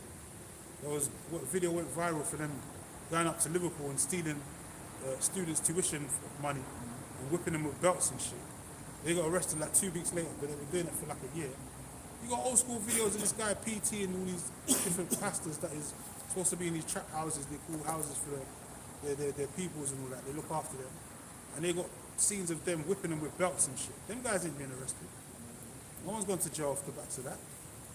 All kinds of shit have gone on behind closed doors in that SPAC nation, whatever the hell they call it. You know, adultery and all that. Bare fucking abortions going on. You know? But boys and women being groomed, and not just for money, you know, being groomed, like essaying as well, or some Diddy type shit. But no one's gone to jail. What the fuck's going on? But, you know, we already know, man. That's this, you know, they set him up to destroy our people. But, you know, he's going to die a horrible death anyway. But this, like the wicked scribes and Pharisees, the guys that are part of the circumcision, that don't want to teach the right thing and teaching for hire, they're going to be destroyed too. They're going to meet their fate too. If they're not men of the Lord, they don't repent, the Lord's going to destroy them too. So anyway, we'll go back to that and finish up. Unless you get something. And the kingdom shall not be left to other people, but it shall break in pieces and consume all these kingdoms, and it shall stand forever. So the Lord said it's gonna set up a kingdom that's gonna be above all these kingdoms, gonna break up all these nations, and then we're gonna rule forever. Forever is a long ass time, man. Forever means forever, like it's not forever means 100 years. We're going to go down again. Forever means eternity, like uninterrupted rule, just forever. There is no end to that rulership. There is no age. There's no end to that age, basically. You know, it's an eternal rulership. Why are we going to be ruling forever? Because we're going to live forever. We're not going to taste of death anymore. Yeah, so we're going to be sin-free. We're going to be sin-proof in those new bodies. We're going to live forever. And we're going to rule forever. So there's not going to be no need for us to come, you know, we're not going to lose ever. We're not going to go off as a people. Because as we've said, we're going to have the laws put in our inward part. We're going to get given a heart of flesh. So we're going to be righteous forever, man, from even newborn to whatever, how thousand year old we ever get. 10,000 years old and still look young. The Lord's been in the heavens for 2 days in our time. 1 day is 1,000 years to the Lord. The Lord's been in the heavens for 2,000 years in our time. But when he comes back, he's still going to be looking like a young man. How the hell do you turn the clock back? People won't be scratching their head like you should be looking old, worn, torn out, all wrinkly, 2,000 years old. How the hell are you going to be looking younger than when you first came? That don't make no sense. That's because he conquered death. He has power over the time and youth and beauty. We are going to have power over that. So if we want to make ourselves maintain our youthful look, we can look like that. If we want to make ourselves look old, we can make ourselves look older. You know, we can do that. We can play around. You know, we're going to have the power over that, to do that. That's going to be at least one of the things we can do with spiritual power. The Lord changed his figure many a times. You know, he changed his figure many a times to the point where people didn't even recognize it. We can do that too. Change our figure, change our facial, all of that, man. Add to our height, extend our height. Simple things. To Esau and to the world today, that would be like, you know, some world-renowned type of, you know, medicine that's never been sorted or found before. That's some next kind of material or mineral that, you know, that Esau will pay high money for. But the Lord's going to be able to do that just by, you know, the switch of his mind, man. Is why we can control the elements. And when you, to make yourself more youthful, is basically the reproduction of your blood cells, man. Because when the more you lose your blood cells, is the more aged you look. That's why people that drink and smoke and all these stuff, the reason why they look old and crippled, they look wrinkly, even at a young age, they look like a corpse basically. It's because they killed all the good blood cells in their body, man. For all that smoking and ingesting and all that over excessive alcohol, it kills all their good cells, all their good molecules, man. So you just start looking they're withered away, you know. So it basically takes the life source out of you. All that shit, man. This is your temple. You're supposed to take care of your temple. In the kingdom, we're gonna, what's the phrase Jake's always ever used? Forever young. You can look forever young, for real. Jake really always wanted to look forever young. That's why that shit was #1 in the charts when they came out. Jake want to look forever young. Fountain of youth, man. The Lord has that. So that's why when the Lord comes out, he's going to be the tallest man in Israel, but he's going to be looking young as hell. He'll be like, damn. Even King David might make himself look young as hell. Damn, man, he's young. This is King David, man. Look how young he looks, man. Look how lively he looks. Yeah. You know? Every Jake could be like that. We're going to have the power over the elements, man. Elements is all throughout, all the minerals and everything throughout our body. Comes from the earth. You know? So that's it. The life source, man. You're going to have the keys to everything. To life and death. Esau's still trying to discover how to put the spirit back into the body and all that. The Lord did that, broke the science on that 2,000 years ago. Through spiritual power. We're going to be able to do the same thing. The Lord said, the things you see me do, you shall do in greater. So if you wanted to raise the dead, you could do that. Put his spirit back in his body just like that, just by the click of a mind. Without doing no experiments, injections, and all this other shit, extracurricular shit Esau tries to do, tampering with people's blood. We can just do it just like that. Click the vine, go to sleep, wake up. Spirit's back in there. That's what where we're going to be able to do those things, man. Literally. So we're going to live forever, we're going to rule forever, and these other nations ain't got a fucking chance in hell of ever having any type of rulership over us ever again. So you need to get that shit out of your mind. Anyone else that's teaching that madness, that them Genesis freaks, the magpies Genesis, you need to distance yourself from them, man. You need to put curses on them and distance yourself from them, man. Because those guys ain't right. They're degenerates and they're fucking reprobating the spirit, and the Lord's not dealing with them. And they're going to soon meet their fate. You know? Guys like them too. So anyway, with that, we're going to close out. Give all praises and glory to Yahweh, Bar Hashem, Yahweh Shai, Bar Hashem, Rakakudash. Shalom to the hopeful and sincere elect. Man, them guys are jokers, man. Salvation for them. Yeah. And they're just staying with it as well. Like